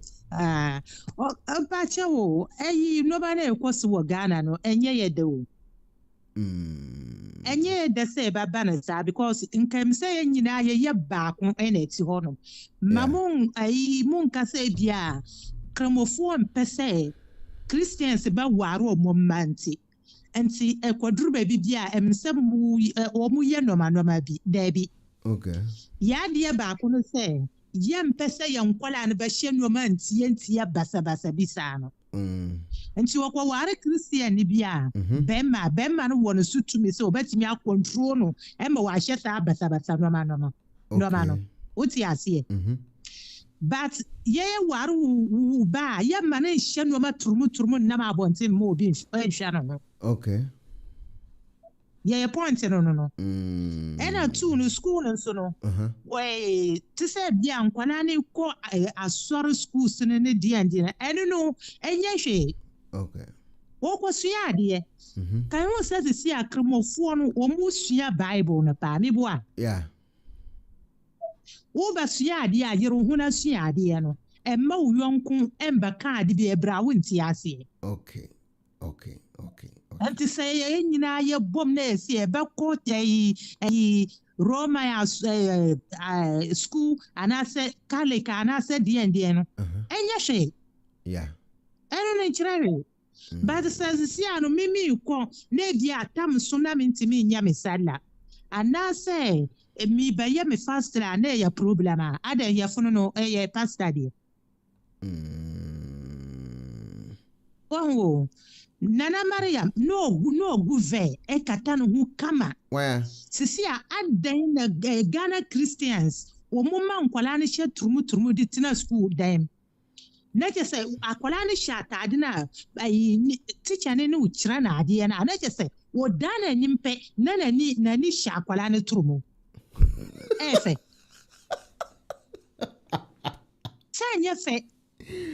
Nice one. Won sha no asa no buso. Akwalani kwa akosua ade ana se wo kwa akoton no hu wodwom. Na teacher ni hwe the true. Okay. No kure wo ka no kure aka ne yie. Yeah. Nti enye fe nti mumu hwe ye kramofo se bia ye wo mra no. Ye mra no mu hwa. Ye kurampo ye disu ye di Christian nan anabi Isa ye di na asam no so ese mo. Yeah. because no one can no shut idea no go just say said the oba kata wo and ma wo asie no and na better akatesi asa one wo fast no so almost no mu ye okay anti yesre mom Christians mom ba ye nyina anya one yesre sama mo nchaman no all right yeah that's a pa yeah that's it say me kunu no mo nyina akọ Catholic ni Methodist ni dia di o mo nyina di communion enchirahwe okay yeah that's it anti mom kunu no mo nya ba ko na mo nchechem nyame shiramo yeah that's why are they it is a Christian for most shisha na mama mutu mugu o sa no e basa hey religion hey e basa almost more the tempting call for God still telling it down here no who tum Jesus Christ I know what thing munya ntare sa se na mo nhye yo te say the na mama Maria moye no so at say na bibia so nya kama e wo sa side o mama beki mama akua brefo I'm begging Mama Kuya Brefo, Mama Kuya Brefo for Kaka, na Munshantare, Papa. So, Namuntare now, Moshe Cello. A written on bank remove one Besamba water or Mumano. A basana mokwana moko sen quadano. So what I say. Well, I cry and one I wash your hand to sa. So, it will have with Bloody Uncle. Hello, Mommy, I'm going to Hello. Yes, madam, I'm going to I'm with you. Oh, yeah, me pastor kakra na nka me so me kan say enkramo asori o ni nyina ye ntwam ni ya luka daya ni kada because brand obeka say na so American ni ho aye me nwa papa kramoni no omu say no say baby and bako school no ye mo mo mpa ye ho no ekuromia no me ye ba ha 2000 ye ba ha no na ye mo mpa ye e wa asori dem oba ba akosori ka che e ka say why because you be an aqua sorry and was sorry the Bible no near my baby was sorry them entientrum o mu twam we kramoni o ye hwan ye obi a ye nsum ayi bia wa school mu wo pon na akọ ofie na wo basom wo som a na wakọ akọsom wo som ade a de ama wo mo ha no mo holiday ada o mo yo mo party no se hwan no ene kromia because school ni bi won ma nkramofo ni do so wo nti wo mo de ama mo holiday a ye man kwara ni nyina ye etina fie apart from that no untimi nkwa America no school bi amo say day care school so wan say me kramboni nti ma ba bebu ma yafi but ha no omugu ye nkramofo no mo kwa mo kwara na chichiro muti omo mfa ho is your religion omo ka say anyone can practice any religion it is obi etimi practice any religion untimi me kanjem so ye Kristo nti yeah because me kramboni nti ma ba nti ma susu me so mo ho no one na ati ni school aha no ye wo Cathedral school hanam ukoma omomre wo honom no na wo ba na okwa akodi so omo hye uniform wo kurum hanam mimi ni sika me de ba ne bekọ school ni bia ba omo akoya ante Mary no me nko ho because omomre o ma sha to na no nya aban ade a ntunti mi kon kodi o so nga say ye ba ne ye si ye kwa ayi how dare you 5 times a school are you kidding me Ghana na nkasa ne ye hia asori ye hia nkramo ye hia hwe ade ye hia ye school any hospital and kwan any here or a yin in a year me bon pa yeso obi bi obesi sorry dan ni mu o karamo ni fini tru ma agrada am fancy ni tru because e hu here me na me yejimi taba ni bi de bia me kan we na wa mama be ja ta why are there pa why are there and e bi ja ejimi nya ma nya sika pa se ni eku ye ho hey me more than 4 years me timi upie ma kan so ma na mani age ye jimi ni ejimi esisi ye ja ye sesa ya adwen spirit bi no all the time ka me say me da owo bia bi hu wo me hu saman me hu obi o ne me be no sa tama na me wo ma na me bompa ye sa na ma fu enyina na me hu o me da yi me da na madam me bompa ye obi enchesi me obi anya me hwe madwuma nsa me ntwa tas me nkwa asori me ma so nkwa asori enso so ye to ye wu ye nyare it is a nonsense brim ye da hye tirim na ade ni die nya enti Ghana na ade betimi aka say no church no Muslim no voodoo no nothing ye nyine for na ye mpesika wo sika wo heaven wo hia wa wo he eno na minim kakra me kan kan ho. Yedase. I mean ofajo try so be wuram na. Me yes me connect no bet went me anya yam say after the number na say ginas ma be so menya dia na say ofajo ba cho 1 minute ka me ya pon ano. Over. Hello. Ofajo. Hello. Oh, went to menina so. Ebusia for your time na ayebe na ayebe. Ya emere no ko adiasa wa hapa almost 4 hours any atenase. Said the nkofo keka no be pa chawo. Momo man no nko nanim. Kuka atoso.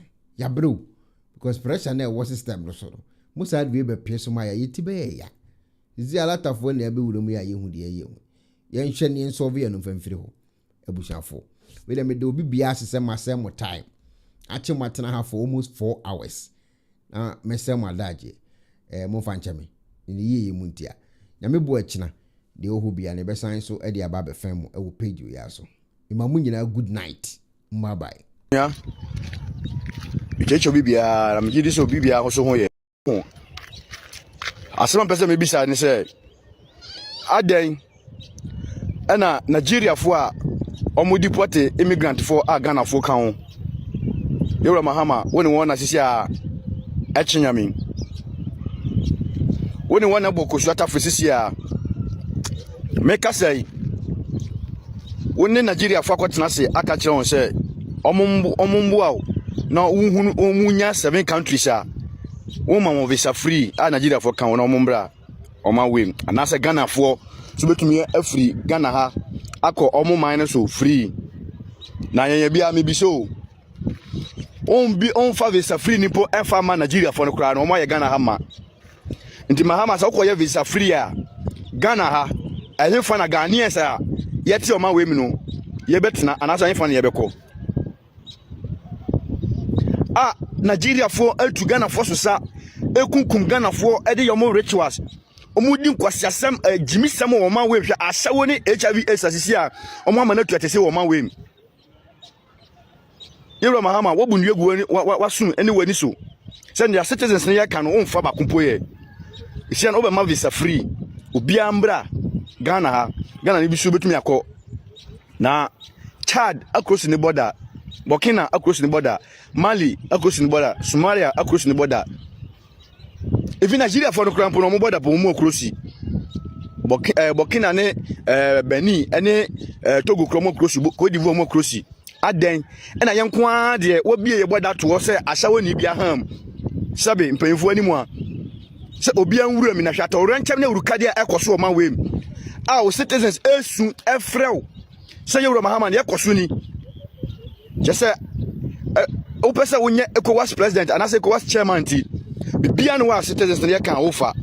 Se sia no ne ya kan no. Ne o pese on kire say ya kan but won tie afepo de no. Ye hu ahini ye hu bufoti no. Wo bie boda na to obi ambra. Ye nya sem bia kan. Yewra Mahama na yakika funu no. Yakika madam pan. Na atwen wu a na be hu na hantan